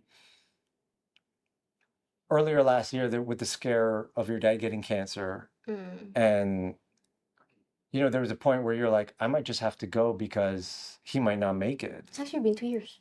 I know, isn't that crazy? But we got a call like, it's not looking good. You might need to come. And even back then I was like, okay, Farron, you go, but I'm not going to go. I'm not going to bring the kids. We got so much going on and whatever. But to see your dad and he's happy and he's doing well, and I get to spend time with him. And again, when he looks at me, there's no judgment. There's no whatever there was maybe a long time ago. Yeah. I think he's happy that you're happy. He's happy that we have a great life. Sure, he might have some preferences or whatever, and we can't communicate very well because his English isn't great. But I get the taps too, the I love you taps. Yes. That's I love you. Yeah. I love you taps. So, we did spend 2 weeks in Bali. I know we emphasized the first part, 2 weeks in Indonesia, that we emphasized the first part more than any. And I don't know if there's anything else you want to highlight about our time together there before you plan to leave to Papua New Guinea and what all that happened there. No, I think because the second week I actually supposed to leave. Bali was just like 1 week for you. Yeah. And then I was going to be with the kids and grandma and everybody with the kids for that time. That was supposed to be just me in Papua New Guinea. Yeah. So I think that the big thing was Papua New Guinea. I was very, very excited. And I never knew that there was like already a background happening of trying to our handler got malaria and was sick. So there was already like there things were visa problems happening. and whatever. There was visa problems. There was couldn't get the crew. So there was already leading up to it. I think there's already stuff happening in the background. Which by the way, like this is part of what we just had to learn to be comfortable with in shooting a documentary. Yeah, there's just a lot of uncertainty. There's always moving things. And so you can't be attached to outcomes. Yeah. And I think my personality is, again, okay, like I'm very solution oriented. I'm like, and for me, it was also it was a good revelation because my number one question has always, well, when do I stop trying? Because for me, it's always, I will always, if there's a will, there's a way, you know, like sometimes I can get that stubborn of just, well, I want this, so let's make it happen. Right, no matter what. No matter what the universe throws, no matter what life throws. And then now it's becoming a contemplation and reflection of, is this things that are from the universe is like a challenge that makes me grow? Or is this like to try to push through? To try to push through? Or is it trying to tell me that this is not happening? Like, when do I give up? When do I stop? So I was still in like the mode, you know, there's things happening. There's like shot that I got to take. Oh yeah, that's right. You need to get malaria shots and I need to find doctors like dengue, yellow fever, malaria. And one of the the malaria pill makes me sick. Right. I was having chills overnight, but I was like, well, the doctor said I got to take this malaria and then malaria pill. So I was like, oh, this is already like really tough. And then getting into the airport, it was like 7 in Bali. Yeah. The flight was delayed. So we're like, okay, this is now leaving at like overnight red eye, like 10 p.m. versus 7 or something, 6. So I was like, okay, this is going to be a long journey to get there. I think going from Bali to Papua New Guinea, originally we thought, well, we're already there, but it's not. It's 13 hours, like, plus it's still a while to get there. I think that's what I noticed with our 6-week travel. I'm like, no, Southeast. We thought everything's going to be close. Yeah, and they're like overnight 13-hour flights. In between, it was still 10 plus hours flight. I think that was what makes it a little more. In different time zones and all. Yeah. And different time zones, so it makes it a little more heavier on the physicality. So anyway, so I was like, okay, this is my first real trip. I was very excited, just going and without you were going by yourself. By myself with just Patrick. I was like, all right, this is it. Like, and it's only my backpack. That's true. You only had a backpack. Because we're gonna go in a remote area. Like, I bought a new backpack just for this, like a hiking, a traveling. What do you call it? Like a backpack. A backpacker's backpack, and we had to have these like water bottles that filter water because you couldn't drink the normal water. I bought power bank because there's gonna be places where there's no electricity. So this is like a very, very different and new travel, but also exciting. And I like, to be honest with you, I was proud of you to say like you were going to go do this by yourself, because like I don't think I could have. I was like, I don't know, and you're just like, let's go. So I was like, okay, you go live with the tolai and figure it out. Yeah. I was in it, and then I think my personality as well is sometimes I'm actually the opposite. You are thinking through all the details, right? And you're thinking through for me because you're the one who bought me like the water bottle and like electrolytes and everything. Like for me, like sometimes I'm like, okay, when I'm okay, like I just jump without any preparation. So I think that's something that I need to learn to balance. No, that's why we make a good team. Totally. Anyway, so we're there at the airport, and then first thing the lady checking in is, oh, you don't have Australia visa. We're like, yeah, we're just transiting through Australia. I'm like, yeah, even transit, you need an Australian visa. Right. And I was like, wait, what does that mean? He's like, well, scan here, start the application. They're usually, hopefully, fast. And then to approve a visa. Now you're waiting at the airport to fly. And then but she was like, we can't let you check in unless you get an approved visa. So I was like, it has to be an approved visa too. Like, it's not a submit application without it. And I was like, are they gonna approve me? We're boarding. And he's like, well, thankfully the flight is delayed, so you have about 3 hours. And I was like, they usually come in pretty fast. And I was like, oh my gosh, you can't even let us check in. I was like, no check-in. So we had to pull through, and this freaking app is not working. Of course it isn't.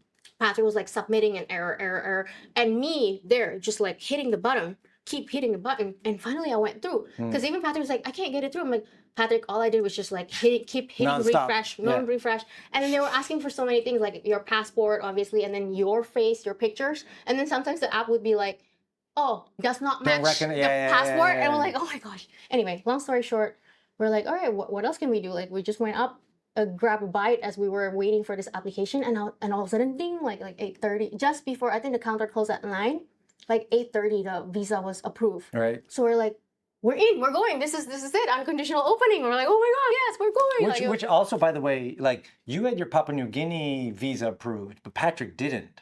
Yeah, so there's another thing. Yeah, but anyways. Anyway, so ding, you're good. You're good. You check in. All in. And me and Patrick was like, all right, good. And we're just waiting. And I was like, well, it's not leaving until 12. They keep delaying it. Now it's 12 p.m., midnight. So I was like, well, what do I do for another 3 hours in the airplane? I was like, Patrick, I'm gonna get a massage. I was like, my last Balinese massage. I love massage. So Patrick was like, all right, whatever. So I went to massage. I was like, okay, I'm like treating myself. I'm like, girl, I'm going to in the middle of nowhere after this. Like, this is my last indulgence. Pampering, yeah. Yeah. And then after that, I went to the check-in counter, and I don't see the flight there. It was some other flight going at the gate. At the gate. At the gate. It was like so it's telling me the gate, but the gate is going to Japan. So I was like, is this the right way? I don't even know where to ask. And then literally like 10 minutes after, they were like delaying it again. Oh, and change the gate to gate 9 or whatever. So we all rush into gate 9 and then wait again. There's just very minimal communication as well. So we wait. I think it was like close to 1:30 a.m. We finally boarded. And the flight was supposed to leave at what, like 5 or 6 or something like that? What do you mean? Originally, I think 7:30 p.m. or something. And now it's 1 in the morning. Now it's 1 a.m. in the morning. We finally went in. Patrick was out right away. And I, by that time, was already up. I can't really sleep. So I was like, oh my gosh, like this is going to be a long ride that I can't sleep. Yep. And then sitting on the tarmac for a long time. And then no communication. No communication. I was like, and then I messaged Patrick's assistant. I was like, hey, just letting you know, because I know we have a tight connection in Australia as well. I'm like, I don't know if we can make it, the connection. So can you just at least start searching, possibility from Australia? Because I know we're just not going to make that connection. So I emailed, and I don't know where she's at. I think there's time difference there. But I emailed her. And then, all right, let's see what happened. And all of a sudden, it was moving and then coming back in. Like it moved away from the gate? Away, but then moved back in. Yeah. So I was like, wait, what happening? So and there was all of a sudden they were like, well, there is like an issue, a mechanical issue that we want to check. So unfortunately, everybody has to offboard. So we offboard, again, no communication at this time. It was very fascinating to see because I was very calm for some reason. Like, I think I haven't been in this situation of this chaos and pressure and stress, no sleep. It was very intense, but I was like super calm. Yeah. Even Patrick after was, Farron, I know you're calm, but that was like very calm. And then I was like just waiting there, trying to talk to people. And then at this point, you see interesting things. Like there were people who were yelling at the lady, the worker. But I was like, the worker doesn't know anything. And I know Indonesian. So like I know what she's saying to her manager.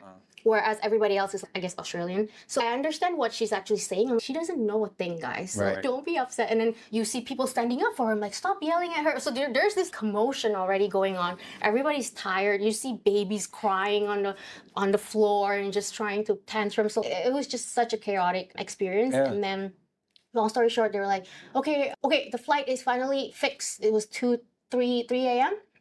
But the crew time was over. Oh, they timed out. So they can't fly with the same crew. So they have to find a different crew. So people were like, can you already figure this out before? You should have known that. Not after. I'm like, and then the crew is done. And then the airport is closed at 3 a.m. So they can't fly So they can't fly out until the airport opens. So I was like, does that mean we fly as soon as the airport opens, like at 7? It's like, well, right now we're looking at 2 p.m. The next day. Yeah. And then, so I was like, well, there's no point in waiting here. So I told Patrick, I'm like, why don't we just get a hotel? I'm tired. Let's just get a hotel. They're saying 75% is 2 p.m. or canceled. Yeah. I don't know. We don't know. So, all right, long story short, we found a hotel. So got back to hotel. I slept, woke up. I barely slept. Woke up at 9. We don't even know if 2 p.m. is a go or not. There was just... the airport says 2 p.m., but the email wasn't clear. The email says there's canceled. also like you missed your connection obviously in Australia. So you have to figure that Australia thing out. And we timed it so that you would be arriving in New Guinea on the 9th. On the 9th, which is because the Tolai have a very special ceremony. They have their annual tradition ceremony thing that we want to be a part of. So that we have to be there on Wednesday. So that was leaving on Monday originally. Now it's Tuesday morning. And then Wednesday, we have to be there for the ceremony. And then, so it was 9 a.m. Like, Patrick was getting different information from me. I thought it was leaving at 2. Patrick thinks it was 5. Anyway, there was so many different information of whether this flight is actually flying or not. Yeah. Anyway, at 10:30, long story short, we all make executive decision because, like, by the time Patrick and everyone figured out, even if we can fly out from Bali that night, from like Australia or wherever? No, from the Papua, it's still another short flight of to get into the bush plane, that bush plane, and another drive. So, like, definitely we're not gonna make the ceremony on that Wednesday. So he's, I'm sorry, Farron, but I think I have to call it off. And I was like, okay. And I was like, I'm like, whoa, I'm so out of touch. I'm like, this is a very cool reflection, because I thought I would be more upset, devastated. I would be more sad. And again, I think what I'm learning more and more is that life is really bringing me all this experience, and you really won't know how you respond until the experience. Because sometimes I run scenarios in my head, but rehearse them. But like, what you will get your most honest, raw experience when that actually happens. And I was like, oh, I'm like, I don't know why, but I'm like perfectly trusting that this is not a setback. It's just a redirection. Okay, like, Tola is not it then. This is not my story to tell. I feel like the more and more in this documentary, I came to it with, oh, I have a story to tell. And not only that, but like, even how the Tolai came up was pretty miraculous. True. So you're like, okay, this is how it unfolded. This is the path.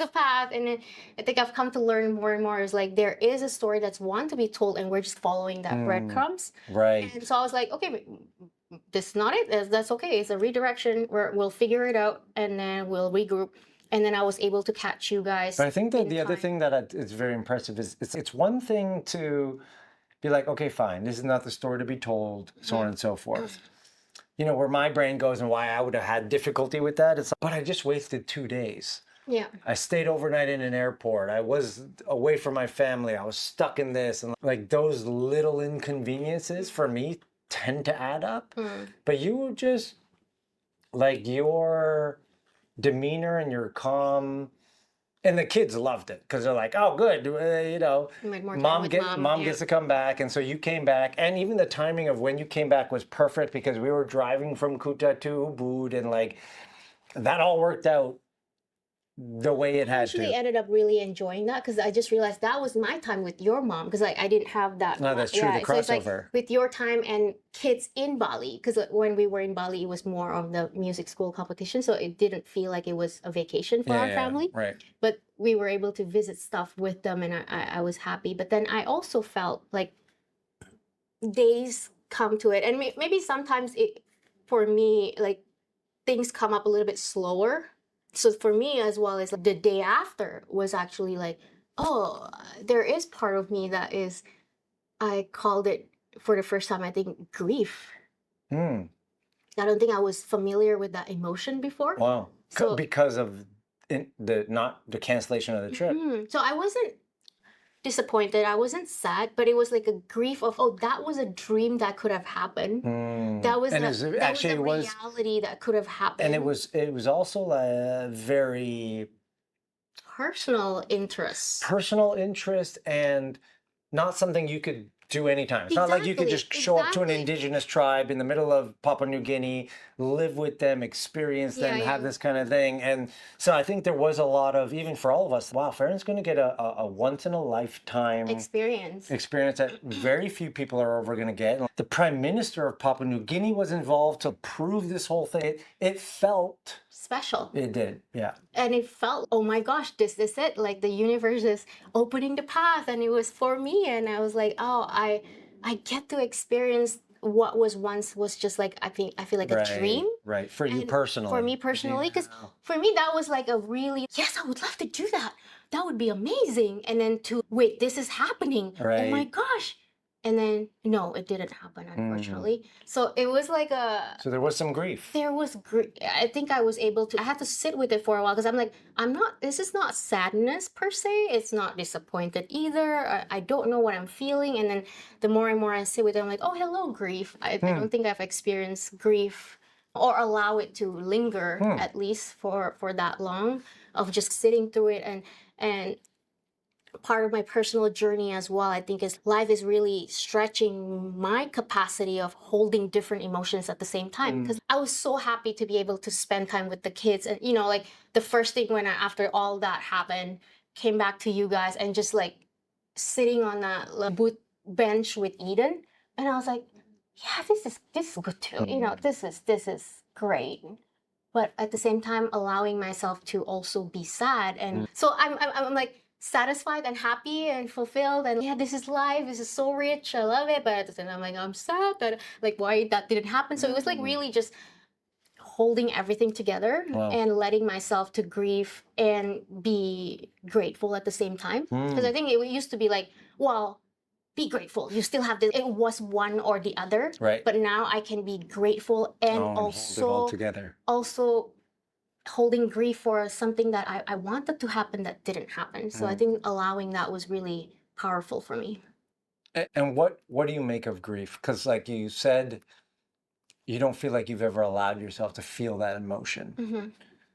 What do you make of that emotion? What is it? Like I love the reality that we can hold multiple things simultaneously. Was there any learnings or feelings or understandings from grief itself? I think my personal journey is also a lot about emotion because growing up I wasn't allowed. I'm not allowing myself to feel, especially negative emotion. Right, because those are bad. Don't be anger. Don't be like, you know, don't be anger. Anger is a big thing that I'm still working with right now to understand. But just move on. Like, don't feel bad don't at feel, all. Don't feel negative at all. But now more and more I think I'm seeing, oh, those are not negative. I think we perceive them as negative. Yeah. But they're just a type of emotions. Yeah, we've labeled them. We've labeled them as, and I think for me, they're actually showing you what matters. Yeah. So for me, it was like I didn't know how important that dream was until it was gone. Right. Because when it, to be frank, when up until the situation proposed itself, I was like, yeah, that would be nice to experience that.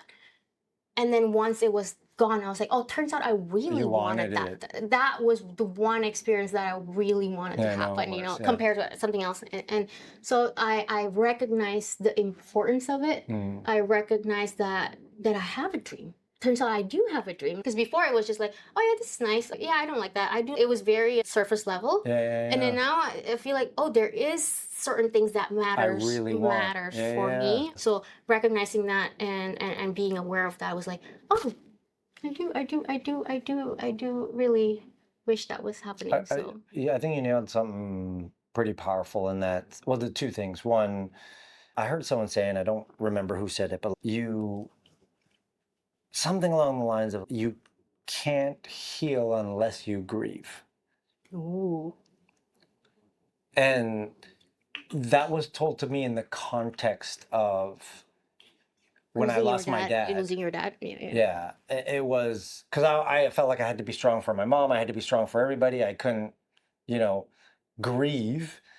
And little did I realize that because I told myself I couldn't experience grief, then there were parts of me that just couldn't heal because it wouldn't move on past that emotion. I think grief for me now, like hearing you say that, is really just acknowledgement. Yeah. And what you say that I think is important just to reemphasize is you can hold grief and you can experience it without being consumed by it. Right. You could honor it. Yeah. We're not pushing it away and saying, oh, I don't want to feel grief. And simultaneously, like, oh, grief, let me just get lost in it. It's allowing it to play itself out, to allowing yourself to feel it. And I think that's what a lot of the interesting work that we're realizing here is what I call, or I've read it, so it's terms I'm borrowing, but like self-liberation. And what I mean by that is when we can allow ourselves to experience something without resisting it and without identifying and attaching with it, then that thing self-liberates because it doesn't get stuck. if we really push something away, then it gets stuck and it attaches. Or if we really want to hold on to something, then it attaches. And in both scenarios, it can't just dissolve the same way it arose. And so it can't self-liberate. And part of the work we do, some people, if they take it too far, in spiritual traditions, it's called spiritual bypassing. It's, you just don't feel anything and you go straight to source or whatever. But on the flip side, if you spend too much energy on something, too much time on trauma, too much time on healing, emotions and the emotions of it, that too is what I call the endless healing loop that you never get over, because there's always, what did you do in your past life to deserve that? And so what you shared there was super powerful in the acknowledgement of, it's acknowledging it. And it's in the acknowledgement of it, it's allowing it. It's not resisting it. It's not attaching to it. And then you can allow it to self-liberate. And then you can, move on from it or whatever. Yeah, those. And then we went to Nepal. Yeah, Nepal. I don't know where to begin. Nepal is actually when I stopped, because up until Nepal, I was still like reflecting, contemplating, and then sharing actively on Instagram of, this is what I'm seeing. The process was like going. And then I think Nepal was big for you. Very big, to a point like I needed really long, like even until now, I feel like I'm still processing and integrating, but I can say like I'm not the same after Nepal. Yeah. So we were, in context, staying at the Kopan Monastery. And that was interesting in and of itself, because I was a little worried for myself a little bit, because I've never been in a monastery. I don't know what the accommodations were going to be like. We couldn't stay together because male and female can't stay in the same rooms. The other concerns I had, we have our kids, and food is very bland and basic. And vegetarian. There's nowhere to go or nothing to do. Like when I was with the kids in Bali, there was outstanding kids clubs and places to visit and high stimulation. And Nepal was the opposite. We're in a monastery where monks wake up at 5 a.m. or 4:30 or whatever it was. They pray, they meditate. Nothing for the kids to do. Our kids are fairly good with food, but still a little picky. So we get there and I'm looking at the rooms. I'm just thinking, oh man, we just came from 5-star over there to... So there was a little bit of, what's going to happen? And then there was also a lot of uncertainty. We didn't know what our days looked like. And even outside of any of the experiences we had, and I think we should talk about some of the various highlights from it, but outside any of the experiences we had, it was still a deeply emotional, how do you word it for you? Because there were a lot of tears for you, and there was a lot of deeply moving moments. Why? Well, what were some that come to mind, and why? What about it? Yeah. So we just left. Obviously, the Papua New Guinea is not happening. So it was just like Indonesia, back to like family time. So for me, that was still like, okay, Nepal now is the beginning of this documentary journey. Parts, yeah. So it was very different. And for context, I left a couple days earlier with Patrick because I want to be behind the scenes, like to see how they set up. And they were telling me about, story finding and just meeting people and see what happened, and it really just getting into that. And I was like, I kind of want to experience that. And, knowing that you have the kids taken care of, this is my time to explore and have adventure. So I was like, yeah, I'll take you up on it. I'll leave a couple days early. I just want to explore.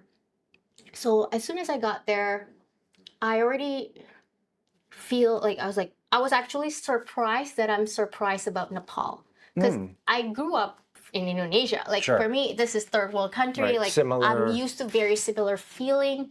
But right away, I was like, I don't know if it's the energy of the city or there's like I was uncomfortable. Yeah. And we weren't at Copan yet because we waited for you. And uncomfortable because you were unfamiliar, or just I don't know. There was something that was already like, whoa, this is a lot. We were in the middle of Kathmandu, which is it's crazy city. Which is and it's not a site that I'm not used to. That's what my mind can't like comprehend. Yeah. Because I'm like, this is from what are you talking about? But why is my nervous system activated? So again, I was even like chatting. I was like, oh, kids are gonna be. I'm already scanning. Is there food that they can eat? Where are they gonna eat? Yeah, is there a burger shop or a pizza shop? Burger shop, pizza. You know. So it was already like that. And then where was I going with it? Okay, I think like personally sitting by myself in the plane again. Like usually there's like kids that I have to take care, but now I have a contemplation period on my own, and the beginning of the documentary. So I'm back to that question of okay, what are we looking for here? And I realized I was kind of feeling lost because I'm like, what are we actually looking for? Like for me, it becomes there's like questions that we're pursuing after questions after question. I'm like, now this just feels like speaking. Yeah. Because I can't explain why I'm in Nepal. Right. What is the documentary about? It was all coming to me. I'm like, what am I looking for? And it's a great context because part of what we feel like we're doing is helping to bring seeking to an end. Yeah. Yet we're in the midst of what feels like becomes seeking because we're trying to answer that, and I think we opened the Pandora box once the documentary started. And let's look at the expert, let's look at the science, let's look at the spirituality, let's look at the ancient wisdom. So I think we were like widening the box. Yeah, very much so. Like we were having conversations with people with multiple personality disorder, with people who had telepathy, with like nonverbal autism and seers, and it did feel a little like Pandora's box. Mm-hmm. And then the questions, unfortunately, for a short time became, so which do we explore? Which helps to answer the questions. Yeah. So I think that was where we left off before this whole journey of this Southeast Asia trip is like, where do we want to focus? Because there's a lot of chips on the plate, right? It's now about focusing the stories. Yeah. So I was there like kind of like having like a moment there of, wait, is it just me? Or isn't it clear? Look, what are we looking for? And then, really just trying to, and I try not to, even this whole documentary series, and I'm sorry if that kind of shows in my attitude, but it really is, it is my personal journey more than anything. Yeah. The documentary the documentary crew can shoot whatever they want, but I feel like for me, this is a personal question. And you've got to stay genuine to your, Yeah, so for me, I always put, what am I looking Which for I appreciate in this journey? Because there are times I think I got caught up where I'm just like, where does the story want to go? It's the film. Let's put the film first. And I laid aside like our personal exploration. Yeah. But anyway, that was like a good 8 hours and I don't know how this book came to me. Again, it's always the books that I read is always just like breadcrumbs from the universe. And I read this book and it led me to a Sufism. And we're going to a Hindu temple, a Buddhist temple, but this led me to a Sufism book. And something about that book, I was just like, I asked you to buy it for me and I was going to read in the plane. And I kid you not, and I don't even remember what the book is about now, like if I'm trying to recite it, but it was everything. And I remember asking myself that question of what am I searching for? And the only thing I can come up with is the truth.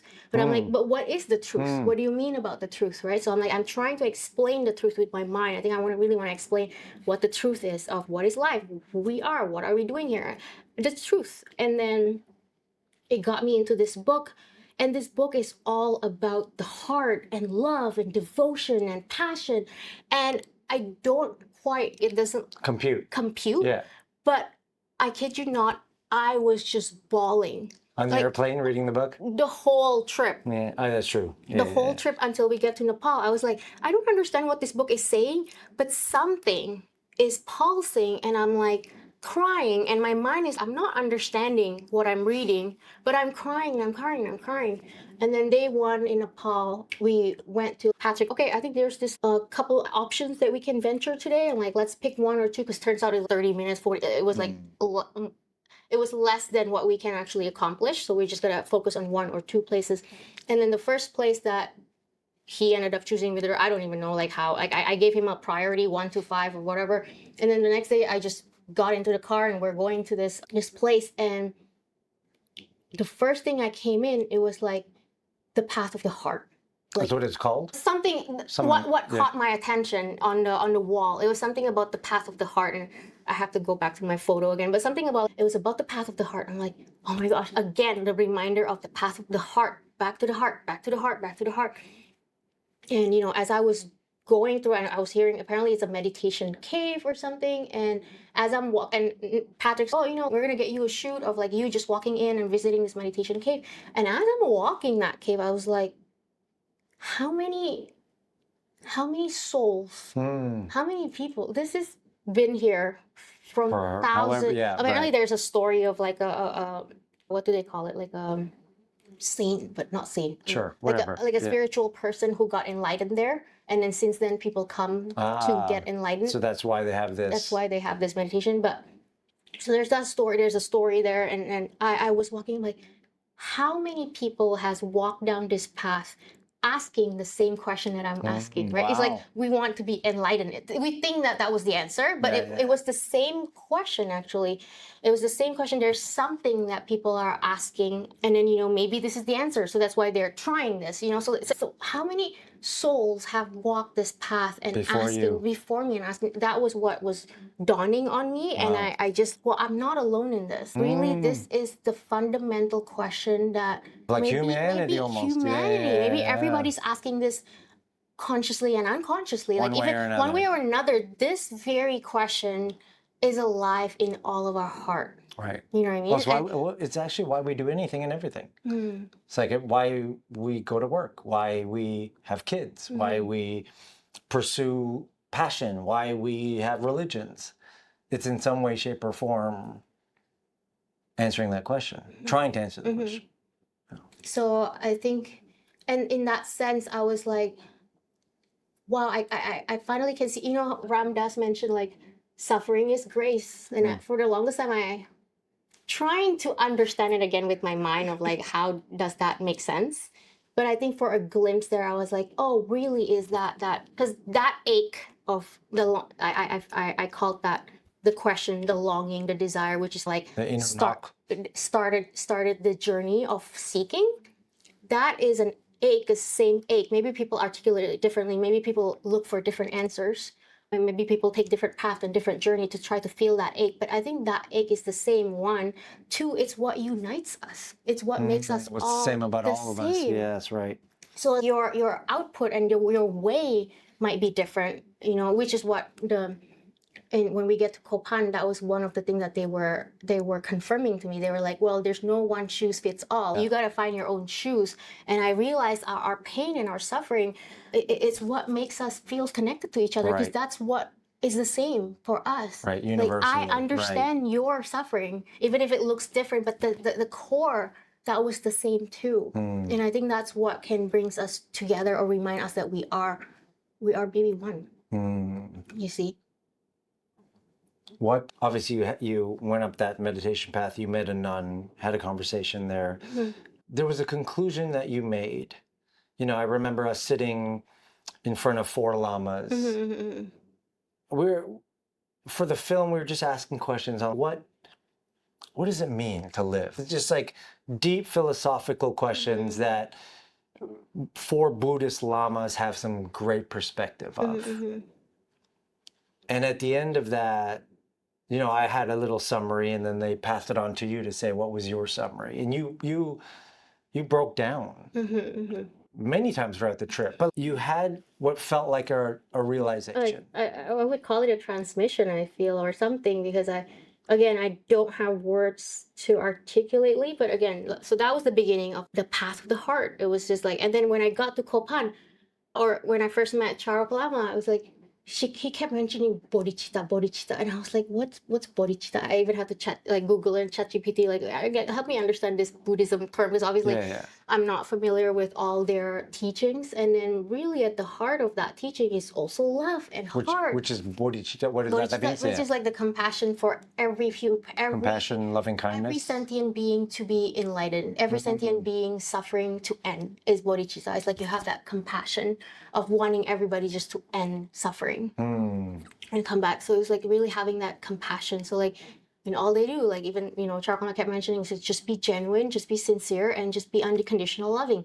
That's all. It's just, if you want to take away from everything, it's love. And I feel like part of me is like the mind is so rejecting that because it's so cliche, like love is the answer. For everything, yeah. For everything. But I think at that moment, I was like, I get it. Like I'm trying to explain, as we were even talking, like, what's the type of suffering? What's the, like trying to really break it down with our mind to understand. And maybe overcomplicate it. I think it actually complicates it because at the end of it, from the heart perspective, it's really just be loving and be compassionate. Once you feel that your essence, you naturally becomes loving and compassionate. Like, some of my takeaways is, I thought I had to meditate. It was really in that daily action of loving and kindness and compassion. Like our driver, he's one of my, I was like, because again, like I'm witnessing this. Right. He doesn't even know I'm witnessing. This is our driver. Yeah. He's just going beyond and above and beyond of him. And then, I see him interacting with our kids, which was very loving. Like we were going, and then there was an old lady, again, Nepal, people are always trying to sell things to us. And then there's an old lady coming and trying to sell water. And then he was talking, and he gave the lady money, gave us water. And then he was like, oh yeah, she was just saying, because I was like, oh no, I don't want water. It's okay, we don't need water. Like we have water. It's okay, just take it. Like the lady's saying her husband is really sick, so she really needs money. So it was like, I was like, oh, okay, that was very nice. Yeah, I mean, that was very kind of you. Like been there too. Just to piggyback off that a little bit, we were in a market, and we were talking about his wages somehow, and it's so little, and apparently he lived like an hour and an hour and a half away from Kathmandu. And he would drive an hour and a half to come in to Kathmandu to be able to drive us around the city for a little bit. And we were at the market that one time. And it started to rain a little bit.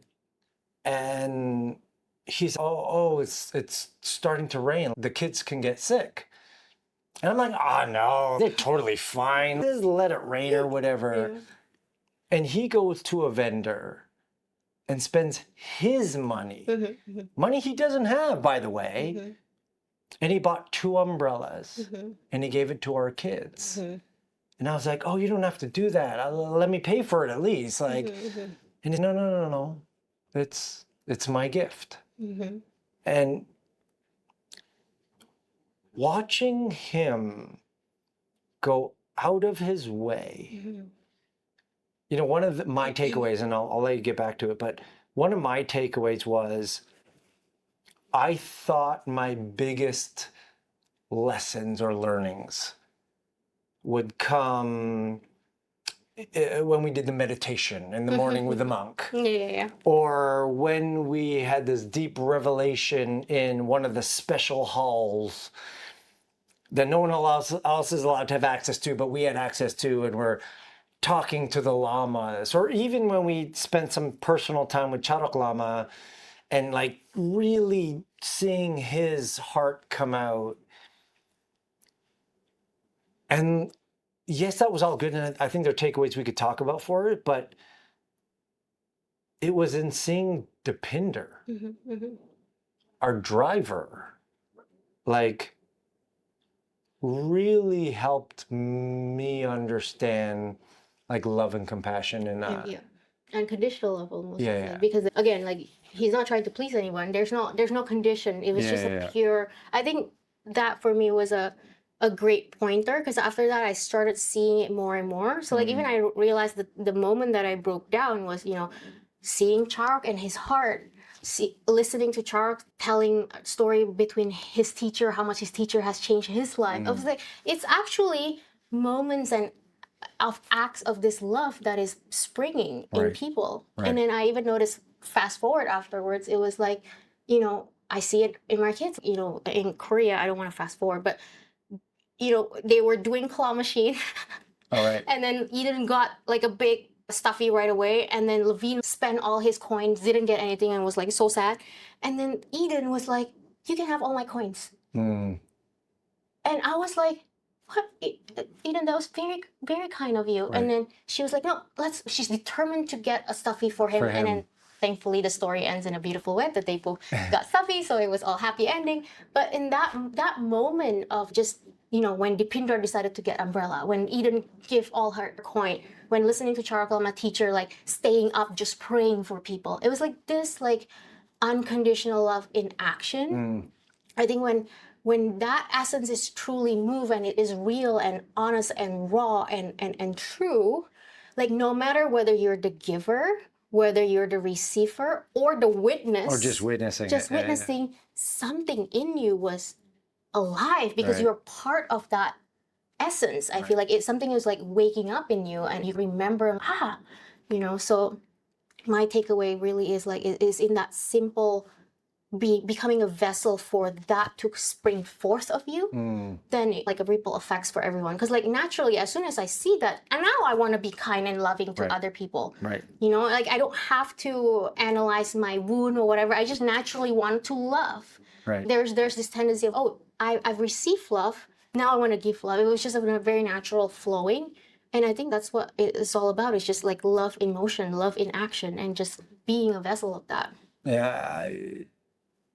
We did spend a lot of time like learning, but like the lessons could be summed up in love and compassion and kindness that you could learn all day long, and you could meditate till you're blue in the face, and you could spend all these years studying traditions, and there's nothing wrong with that. But yeah, to your point, the core of it.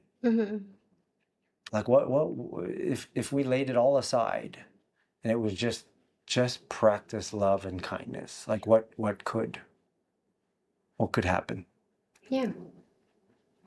So anything else from Nepal? I don't know if do we need to mention the yogi experience? Oh yes. Oh my God. So last minutely we were already in Nepal when Patrick got that text.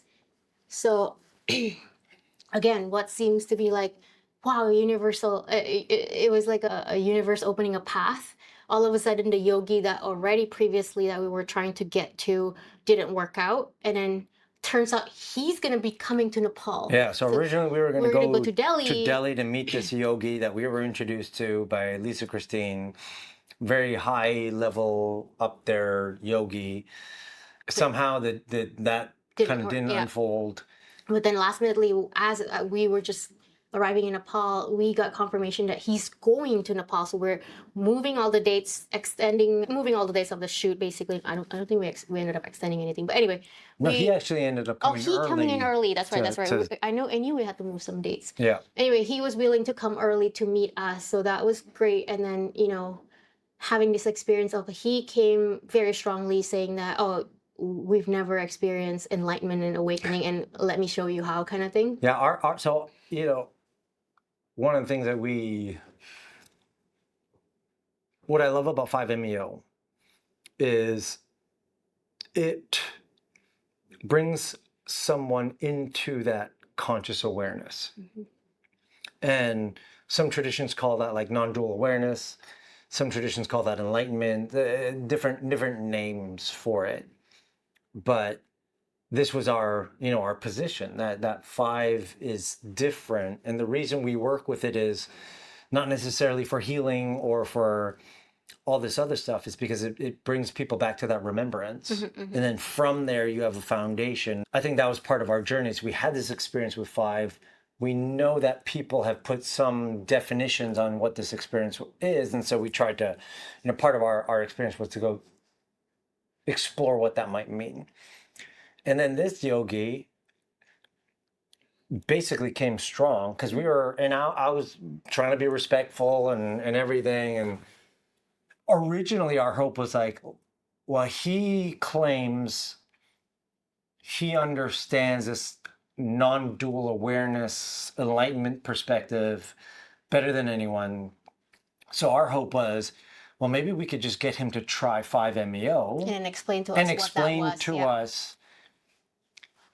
And instead, he was more so it's you guys have no idea what you're talking about from the not in a rude way, but just that you've never experienced you've never experienced this what we're talking about here.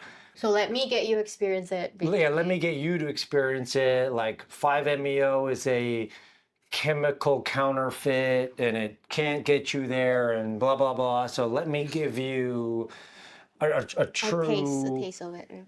Yogi style Hindu branch of experience of this thing. And you said you would do it. This kind of ceremonial thing that this guy was going to do. I'll tell it from my perspective, and then you can tell it from your perspective. But as soon as Farron said yes, okay, you said yes, you're going to do this, he sent a laundry list of things that we need to conduct this yogi ceremony. And when I say laundry list, I mean it was, not only was it super huge, but it had to be super precise. Like it couldn't be 900 grams of turmeric. It had to be 756. And we needed tridents that were exactly 2 feet tall, no longer, no less. And the list was crazy. And Deepinder, again, the driver's going out to try to find all these items. We find some like hotel who has a Hindu temple in the back of it that's been around for 1,000 years, and he said, like, this is the location we're going to do this. And Patrick was like, we're going to shoot this experience. And very quickly did it become like, what the hell did we just get ourselves into? Because he's having you dress in white, all white, cotton, special something. There's now being built on the ground an orange pentagram. There is ghee butter and flames and tridents. And honestly, at one point, Patrick and I looked at each other. Well, Patrick's like, this kind of resembles a sacrificial like seance ceremony. Are you getting those vibes? And I'm like, a little bit. This is pretty intense. And yeah, I think there's also like language issue, so we don't really know what he's planning to do, right? Like sure. So because everything was through translation, and then it was funny.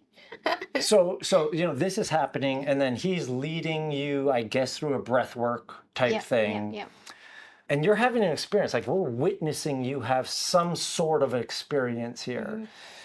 And at some point we're worried, is this safe? Because, you look like you're completely out of it at this point. I don't know if you're consciously there or aware. There's sharp tridents behind you. There's fire, a big fire that's taller than you in front of you. Yeah, it was a thing. Like, what I'll say is it was a spectacle. Yeah. And all that we could tell from the outside was like, this is a huge spectacle.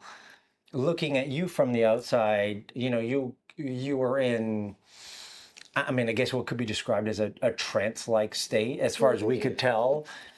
And we're like, oh, okay, whatever. And then for me, it felt like forever, but finally, like it ended. And I mean, I was just glad to know you were okay, because I thought, I'm like, I don't know what's going to happen here. And we wrapped with it, and then we debriefed. And we can talk about the debrief in a second, and then what we ended up doing the next day. But what was the experience like for you? I think at the time, I was up for it. Yeah. Unconditionally open? I think I'm pretty good at going all in. Yeah. For sure. So I was like, all right, I'm up for it, open. And my mindset, I think at the time was like, okay, show me. I think I'm looking, and I'm going to meet the divine. I'm going to find the answer, which I think now in hindsight, now after integration, I think that was showing me. And I don't want to comment on like his way. Sure. Because I think that was me, how I want to say that was my mindset. So maybe that was something that was revelation for me. It's like just confirmation every time I'm trying to look for divine outside of me. I'm like, okay, I'm going to find something. I'm going to meet someone. I'm going to get it. That was just a reminder. No. You don't have to look anymore. You don't have to find anymore. Like I'm going to find nothing. Like I did went into a trance state, but I'm still very much aware. But I didn't have, I think I would describe that as like an out of body experience. But my understanding when I first heard out of body experience is, oh, I can see my body kind of thing. That's not it. It was just like I'm aware, but I can't control my body. Like I don't know where my body's at. So it was a very expanded consciousness, and goes beyond this barrier or skin. It was definitely more than that, and I couldn't control my body until towards the end when he was calling me back. Is when I was like, because he was like, come back or something. It took me a while to, I was not in my body. Like it took me a while to kind of like, I am coming back. And even then I was still like, part of me, I don't want to go back. Like I'm still want to searching for, I was like, I'm still want to seeing the divine, take me there and whatever. So it was just a good reflection of, I don't have to look anywhere else kind of thing. So very cool experience. Very cool that it happened. I think I don't think I would change anything about it though. It was pretty awesome. But yeah, again, I think again and again, this is obviously after I look back and process it, integrate. I don't know if I fully explain or tell you like what was actually going on in my head at the time, because I think I was just confused. Like even afterwards, Patrick was like interviewing me right away. I still feel like I'm not there. So it was really hard to explain what just happened. But again, I think like for me, life is just almost like a mirror.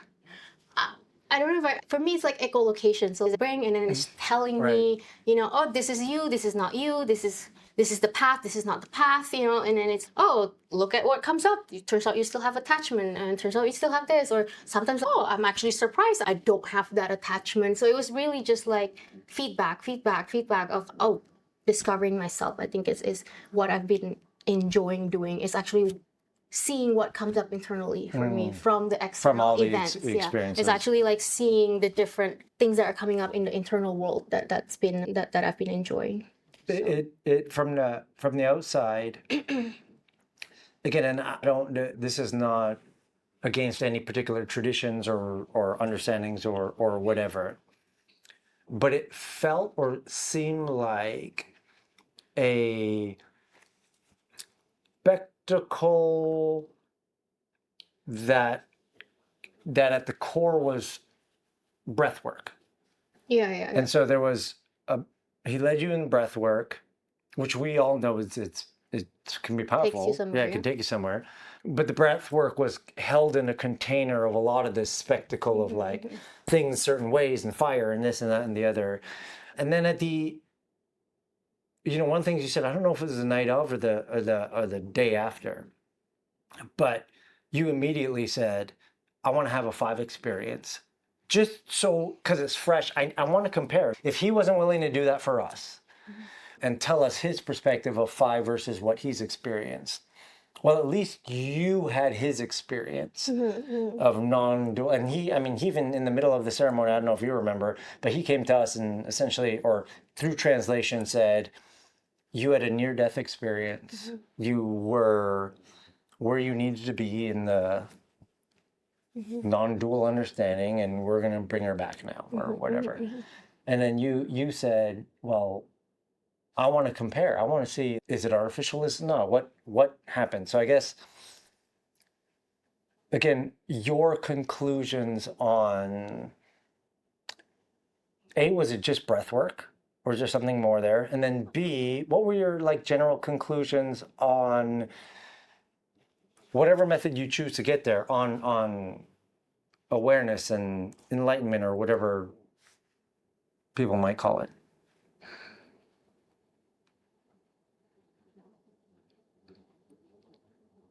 I think there's a couple. I'll answer your question first. Yeah, because I think going back to that moment, I think the number one question that was in our head, or why we even consider this experience, was like trying to explain what did we experience in 5, and to see if there is a different other path that experienced the same thing, and then we were like, oh, we have common language. We experienced that in 5. So I think that was one of the major exploration on why we're trying to figure that out. What I felt is that with the breath work, and he was explaining again with the limited translation, it was like this whole like ritual, and I actually really love the sacredness of it. Sure. Because I think coming into it, what if it's just me sitting with him, and then versus like me trying to he made me set up my own ritual, do this, do that. I think as much as I don't understand the ritual, but there is, it really puts me in that state of, oh, okay, this is important, this is sacred, I want to do this. It really puts me in that devotion state. Okay, so I'm taking it like seriously, I guess. Secondly, his explanation is, and I can't say if it's true or not, but his explanation is like all these elements kind of like bring the energy, because with Kundalini in Hindu, it's like you're pumping, it's energy based. It's energy based. You're pumping it. It's almost like how he explained it is, the flight wants to take off. You need to have a runway. There's a jet, so gotta get it going. So like all these elements, why the location is important, because how our Earth is everything. Like for energy to work, there is a certain coordinate, I guess, and then there's elements to it that kind of push it like as your jet. So I believe in it, to be honest, and it was like going there. But how I differentiate 5 and that was like, that one felt like I was out of my body into this awareness out there. Like it feels like out there. It feels like out there, and I'm becoming it kind of thing. Whereas 5, the next day, and the reason why I want to take 5 regularly, because I haven't taken 5 for a while, so it was based on my memory of 5. So I'm like, well, rather than just basing on my memory, why don't I just have an experience so I can actually compare it side by side, kind of thing.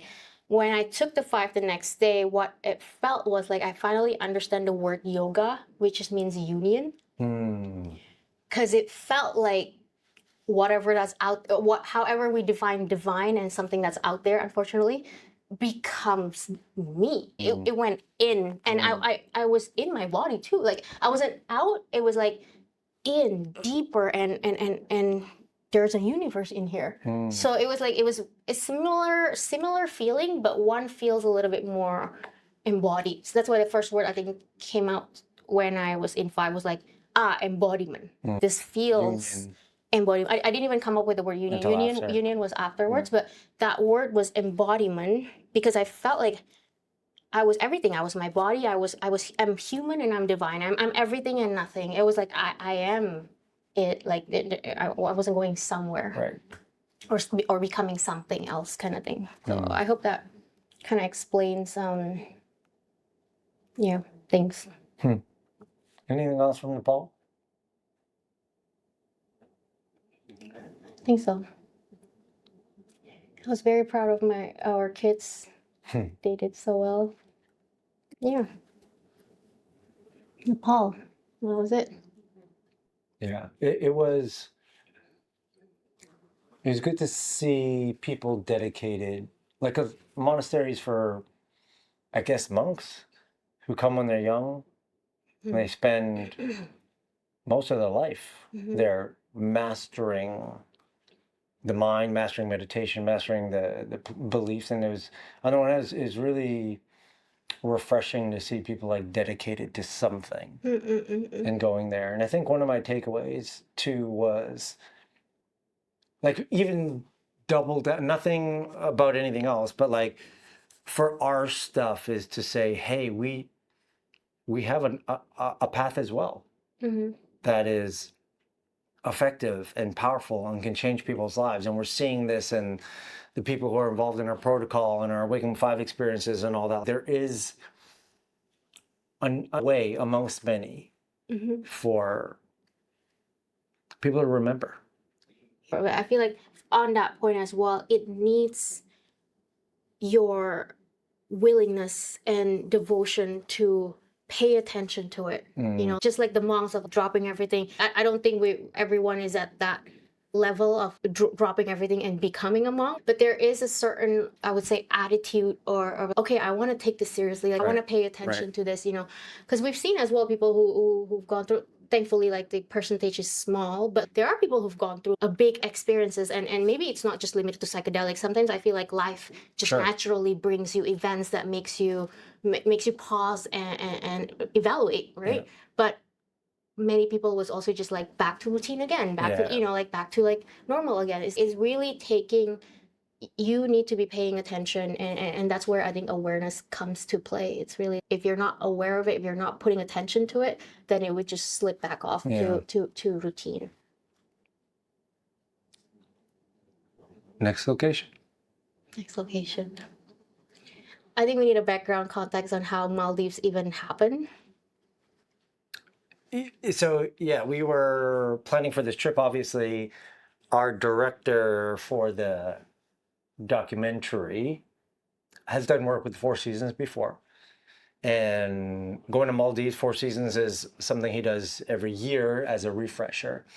And part of it is because he has a relationship with Four Seasons. Whenever he's there, he does some work for them, so some kind of video or something that they need on the storytelling side.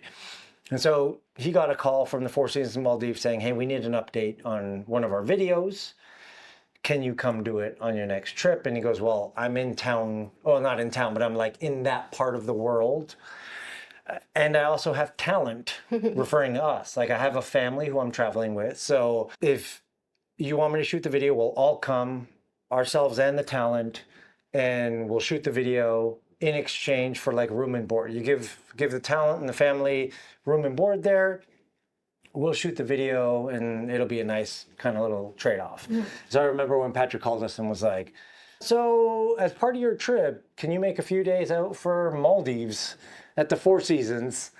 And we're like, yeah, we just needed time to think about that. Sure. And so that was the context. We were now going from Nepal to Maldives, somewhere where we always wanted to go. Oh, right. And it was under the context of, we're going to go as a family. We're going to be the talent to shoot a video that they need for their stuff. And it was just a win-win for everybody. So this was work, but play wasn't directly related to the documentary at all. So that being said, we went to the Maldives. Beautiful place. We went to two of the properties there, the Four Seasons. What are some of the processing?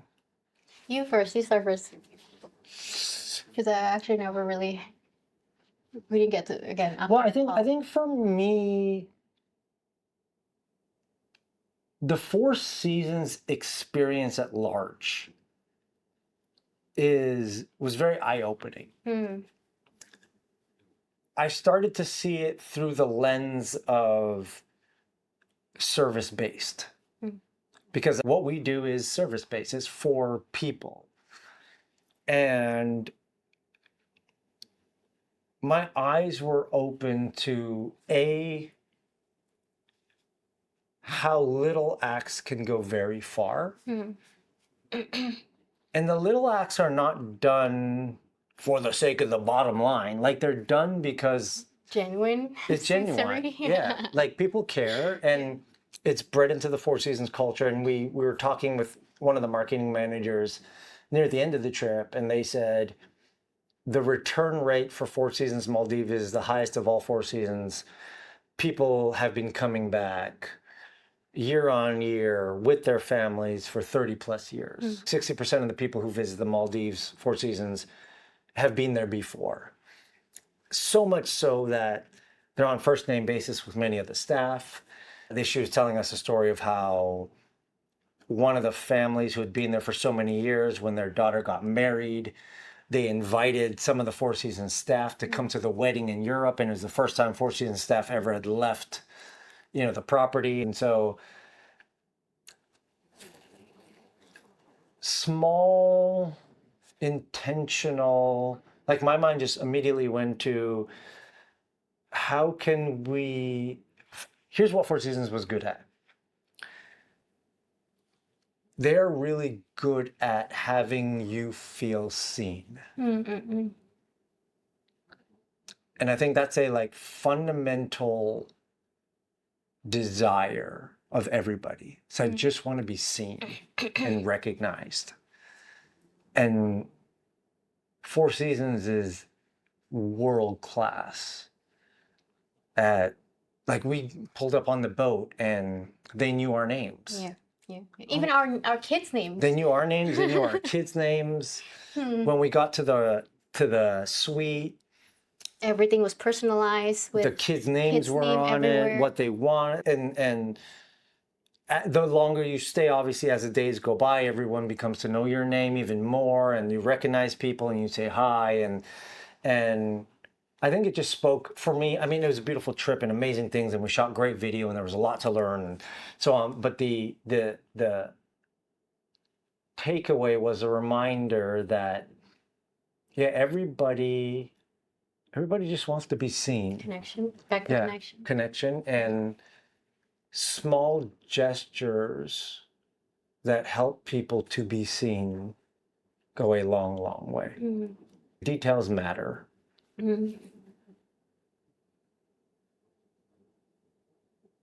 That's maybe my main... Your main takeaway from Four Seasons? For me, it was a little bit more, obviously, like same feeling of, oh, wow, like they're very different and treating us very, very well. But for me, it was more personal because more of a personal reflection. And I don't know if you can relate to it, but what I've realized right away, and I caught myself right away, thankfully, on that first couple of days, is that I just realized I can't receive. Oh. So the whole You have a hard time receiving. I have a hard time receiving. So the whole time, so that's why I don't know if you noticed the first couple days, I'm always like, shoot, let's prioritize the shoot, because Patrick's like, do you want to see Manta Ray? Do you want to see this? I'm like, don't worry about all this extra stuff. Let's get the thing done for them first. I'm always just work, make sure they're getting their value, because I was like, I think it just doesn't compute in my mind. Again, like, my revelation was, I used to need, I think, and maybe it's the conditioning of our society, is like, oh, have a vision, and then build a 30 page plan to get to the vision. So I'm always so used to like seeing something and then building the plan to it. This one came to the lab just so randomly. And first, like unbuilt, unlearned, I wasn't unearned. Yeah, I wasn't planning for it. And to be honest with you, I was like, wait, to do this thing, I thought I have to look certain way, like a model, or, you have to have 1 million followers to get a deal like this. There is requirements here. There's a path to be walked. And it feels like the universe is showing, well, maybe there's another path that you don't see. And I think my reflection was like, well, to realize that there's only limited view that I have. And I think the universe, like, well, I've got more that you probably don't see. And then, things like this can happen. So I was like, okay, things like this can happen. And I'm like, but then now that it's here, I didn't realize that every reward I've gotten, I earned it. Right. So far, up to this point. Up to this point, I work hard. Therefore, there is always and even kind of like built into how I treat myself is, you can get this vacation when you get this new client. Remember when we used to work as, there's a goal of the revenue of the business, and then when we hit that, all right, let's upgrade our house, let's upgrade our car. It's like the rewards kind of like subconsciously built in of, okay, when you reach this milestone, this is what you get. Then and I think that kind of, now that looking at, that's how I parent too, is, okay, treats are on the weekend, and then, you got to do your responsibility in the house. And there was just like very, very subtly in there. And this is what helps me to see, well... And like this one, it just felt for you unearned. Unearned, and I don't know how you get all the benefits and... get the benefit, and I'm like, are you sure I can shoot more, take more, do whatever you want, like I feel like... and I think it's also, again, like my mind's trying to compute the act versus reward. Is it worth it? And I'm trying to balance that, but I don't have that scale in my head. So I'm like, I don't know how many videos for a food and beverage. Is this equal? I don't feel like, I'm like, so I was, the first couple of days, I was just like, do this experience, whatever. I'm like, no, it's okay. So I had a weird, like, even ordering at the restaurant, I remember it was comp. Right. And I find myself ordering the cheapest. I'm like, oh, I'll just get salad. It's okay. And I was like, wait, why? Yeah. It was very interesting to see myself play out of, oh, I don't want to trouble them the whole time. Whereas they were like, what else can we get you? They're like giving us a 4-season service. Yeah. Right? I'm like, Yeah. do you want this? Do you want that? I'm like, do you like your pillow? I'm like, I'm okay with my pillow. Don't worry. I was like, it was very overwhelming. So the kindness was very overwhelming to me because I felt like I don't earn it. So that was a very good revelation to me. I'm like, oh, I can work on receiving. And I think more and more, I don't know if it's too early to share, but now even as I'm sitting with it, I realized the core was that for me, love becomes conditioned. Right. So unconditional love where I don't have to be good, I don't have to do anything. I can still get this. I don't compute that, and I recognize my deepest thing that I'm working on right now. Oh, subconsciously, I believe that love is conditioned. I have to be a good girl to get love. I have to do certain things to get all these things. So that's like running in the background that I just very, very recently uncovered as well. So it was kind of bringing me back to that Maldives. I'm like, oh, that's what I'm feeling. I'm very uncomfortable. What do you mean I don't have to do any of that and I get to enjoy this? It was very, very odd for me. That's deep. It's deep. It was very recent, very, very recent revelation. I think it's hard, even when we were part of the Christian faith, like it was later on in that process that I stumbled on this true understanding of grace, which is almost the same thing at the core. It's that there is nothing to be done to earn and or deserve any form of favor. Because if it was earned, then there's merit involved. There's points to be added up. But when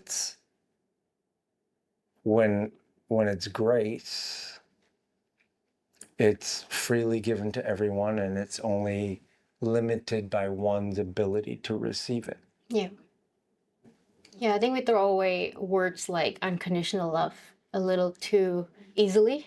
Of like really unconditional means like no condition at all. And I think it was just like again and again, like life is showing me, well, that's also conditioned by the way, that's also conditioned by the way, that's also conditioned. And I'm like, really? Like it's just keep expanding my own limitation of love. Understanding love, I guess. Okay, well, we got one more spot on the trip. Last place. Korea. Seoul, Korea. I'm not gonna lie. I'm most excited about this place actually. Why? Because I want to hear your perspective. Because I feel like you were. Korea was hard for me. Exactly. So that's why I was like, you were not. Like there were moments like I felt like you were just trying to stabilize your nervous system, or like you were in like survival mode. Well, I think that so for me, from time to time, the part about it was Korea. The moment we were there and the things we did for a lot of it represented to me everything that I have difficulty with. So when we were there, it was 40 plus degrees Fahrenheit or 110 degrees. Sorry, 40 degrees Celsius. Yeah, Celsius, 110 degrees Fahrenheit with really, really high humidex. So like, you couldn't go outside without completely sweating and feeling that. There's so many people. And I guess I forgot about that, having moved from Toronto to Kelowna. I realized how much I like my space and not being like overwhelmed by being surrounded by people all the time, everywhere. So I took the kids to a theme park. Now, obviously it's summer break, and it felt like there was 100,000 people in a space that meant for 5,000.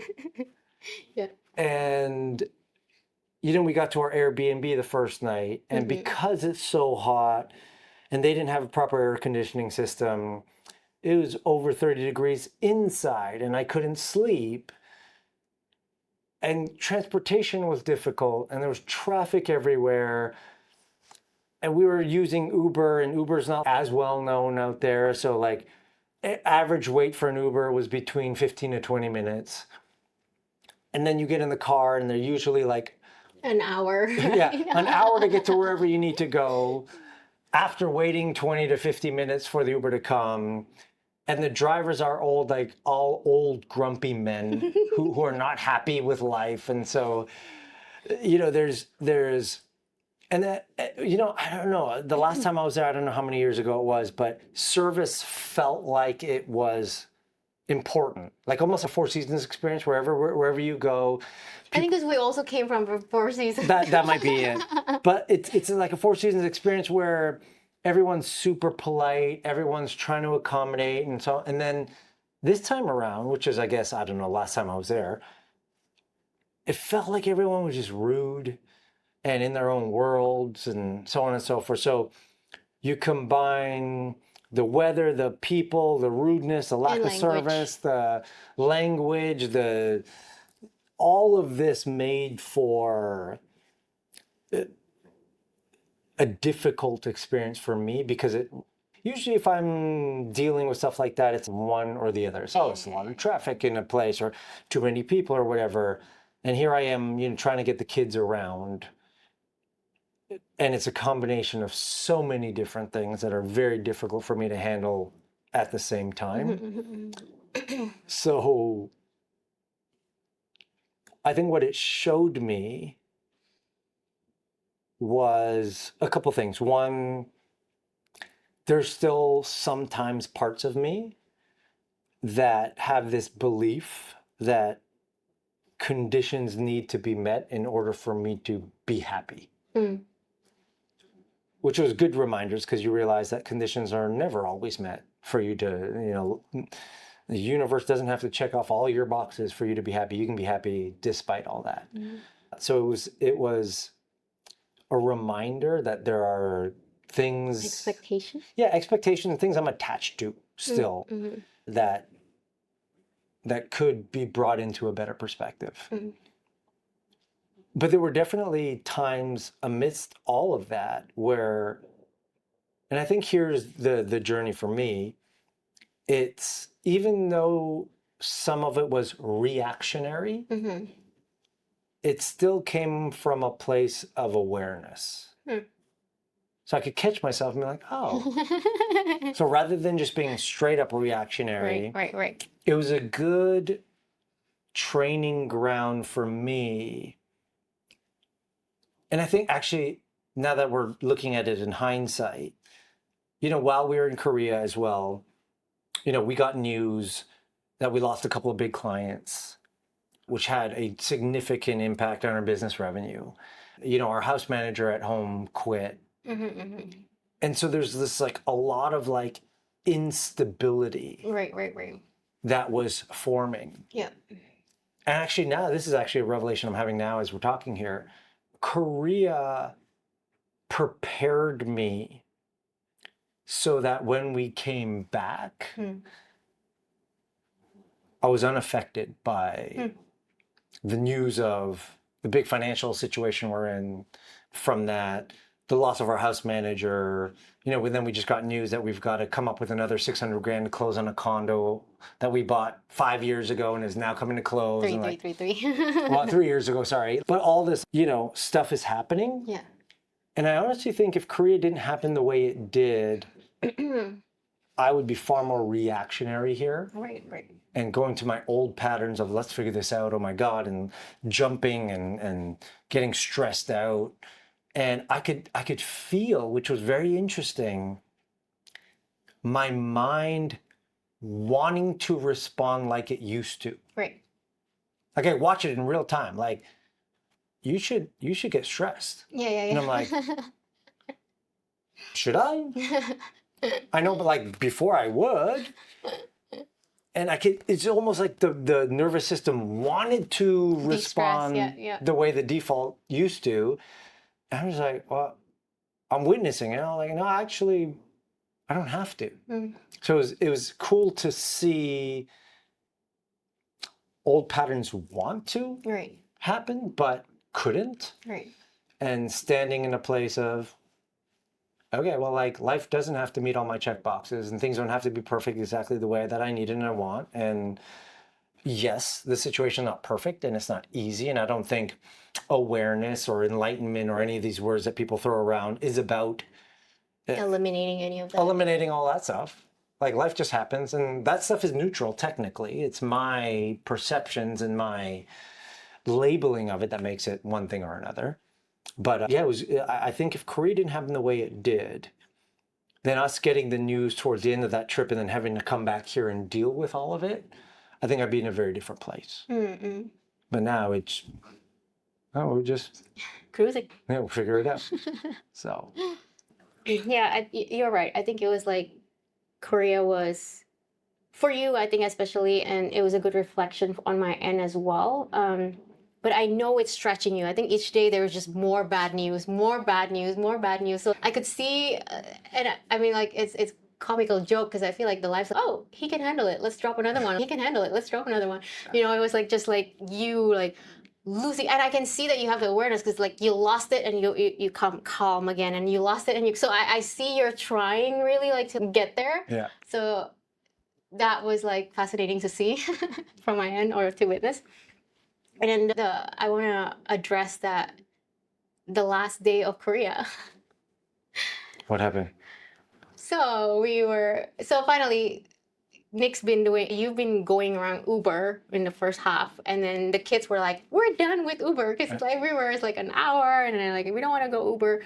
So I was like, well, let's try the subway then, because subway is fast. And then I took the kids subway one time. You were doing your tattoo. I was like, oh, the 2 days that you were doing your tattoo, like I was with the kids everywhere with subway, and then it was fast in and out. And to my surprise, they didn't mind walking, because at first I was like, oh, guys, there's gonna be lots of walking if we're taking public transportation here. And they actually had fun, enjoyed it, and then they ended up loving the subway. So like when you came join in the last day of Korea, we were gonna go to the mall, and then we're gonna take subway. And then it all happened so fast. Obviously, I still, sometimes the Korean word, I can't really read. So I have to double check if we're going to the right direction, because the subway, obviously there's a north and south. There's like a 2N. So I remembering like trying to making sure that we're going we're hopping on the right train, and the door was closing, and I signaled to you. I'm like, this is the right one. Let's hop in, try to catch this. And I have 2 kids, and I don't know why you were on the other side of the door. Yeah, I was just behind. Yeah. So I was like, I was signaling to you, let's go in. And I walked in, and I had Levine on my peripheral vision. But at the last minute, he hesitated, and then he stepped out from the train. The train, yeah. And I tried to really stop the door with my hand, but it was like, like the whole thing. And I was like, Levin, come in quick. And then he was like, no. And the next thing I knew, the door was just in between us. Yeah. And he was like mouthing, I don't know, whatever. I was like, what are you doing? And I was like, and I don't know why I said, can you get on the next one? That was not the smart thing to say, but I was like, get the next one, something. And then, the subway started leaving. Yeah. And I saw your face, and you're like giving me that look, like what the look kind of thing. And I was like, oh my God, now he's upset. And I think for me, but surprisingly again to my own, I was like, I was actually calm.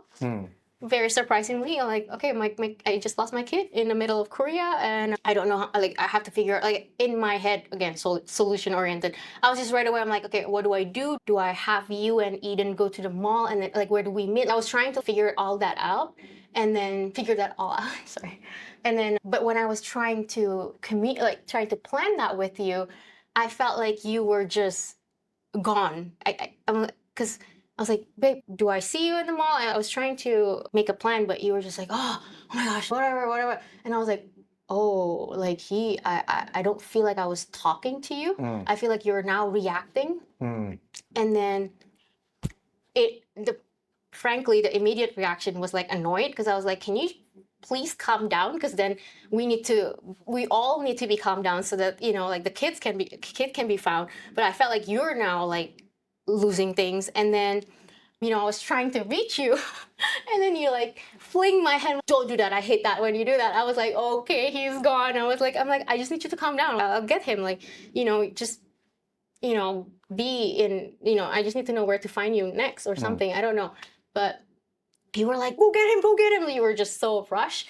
And I was like, I am getting him. Don't worry. And then, so my original reaction was like annoyed. Because I was like, seriously, now I gotta take care of you kind of thing. But then you said something about Levine must be so scared right now. And I was like, oh, that's what you're concerned about. Because at first, my impression was like, you're upset at him that, what is he doing? Kind of like, that was like the impression that I thought you had, and that you were mad at him. And I was like, well, you can't be mad at him or whatever. But then you were not. You were just really concerned that he was scared. Yeah. So that kind of helped me have compassion with you and not getting annoyed at you. For some reason, I was calm, so I could think clearly of, okay, I know exactly what to do. I don't think he's brave enough to catch the next train. He's gonna be exactly where I left off. Or in my mind, I'm just like, that's my first thing to do is just to go back, and then we'll see from there. Because my mind was like, what if he take the next train? What if? I'm like, okay, no more what if. Just get there first, and then we'll figure it from there. But anyway, I got there, and then, there were people waiting for him, which was so sweet. I think some people saw what happened, and then he was being very brave.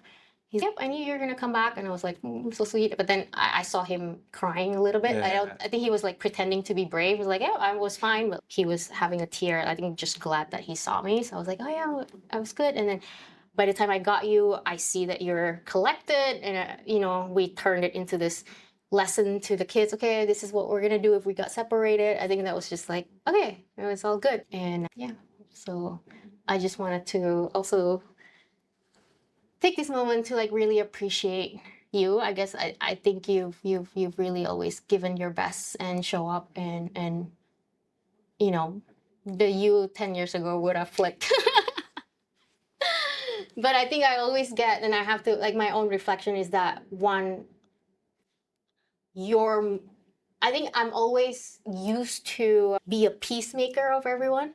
So I feel like if just like how you like order, I like a peaceful environment. Sure. So like when the family members are not peaceful, and sometimes you get very wordy, that kind of affects my environment. So I feel the need to like, okay, now I gotta make sure you're peaceful, make sure this is Levine and Eden is good. So I realized that was my default pattern of almost like a firefighter. I'm like, okay, now I gotta make sure everyone's happy. And then I realized, well, I don't have to do that. He's allowed to be upset at that moment. So it's really just detaching of, that's not my emotion, that's actually you. Because usually when you're frustrated, then I become frustrated as well. Right. And then now I'm like, okay, it's fine. He's allowed to be frustrated and I'm not, and that's okay. And then so like really realizing that line in between, that I'm not responsible for everyone's emotion, and I don't have to fix everyone's emotion.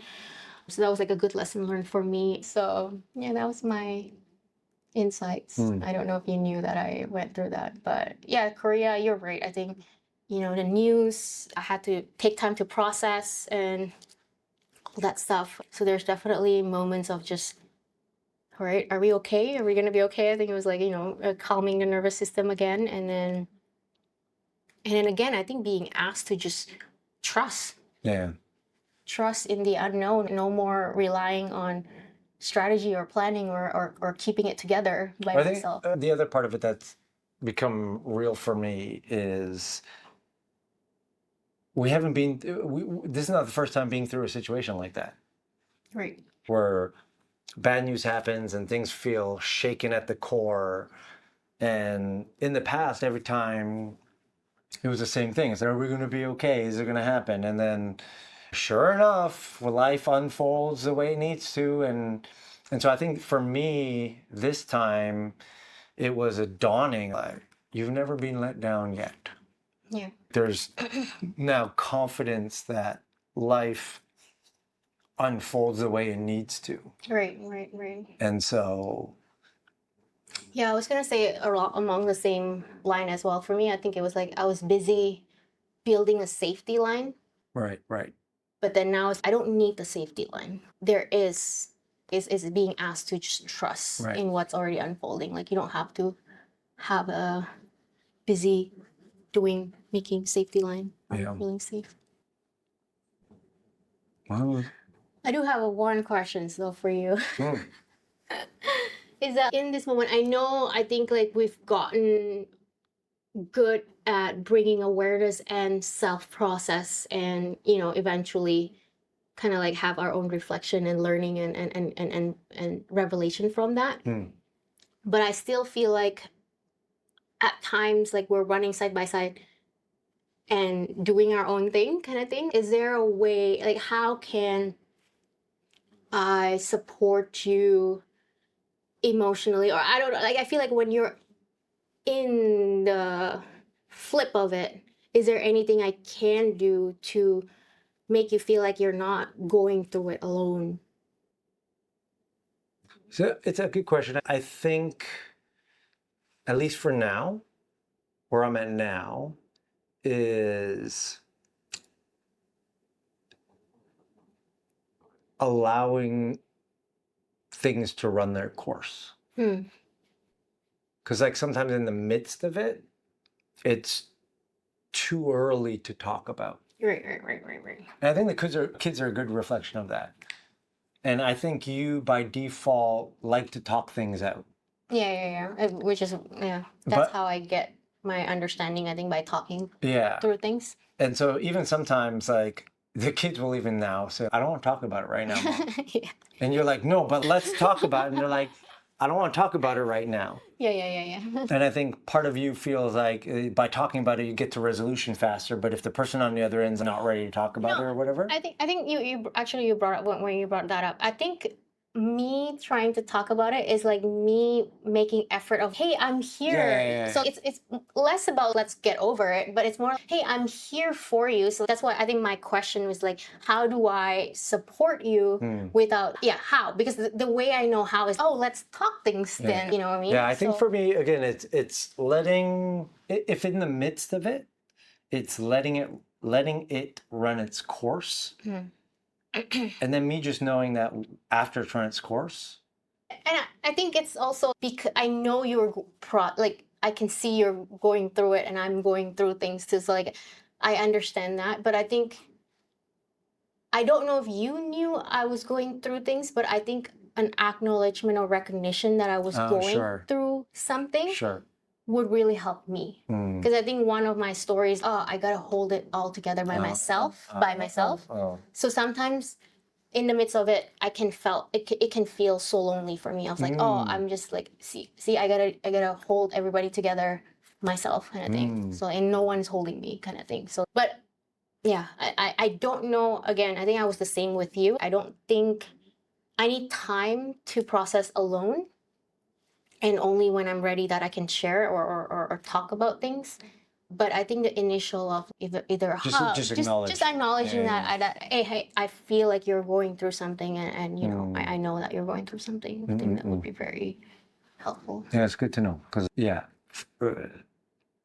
I don't need that until like after. Right, which is after what? After I don't know, whenever it's settled.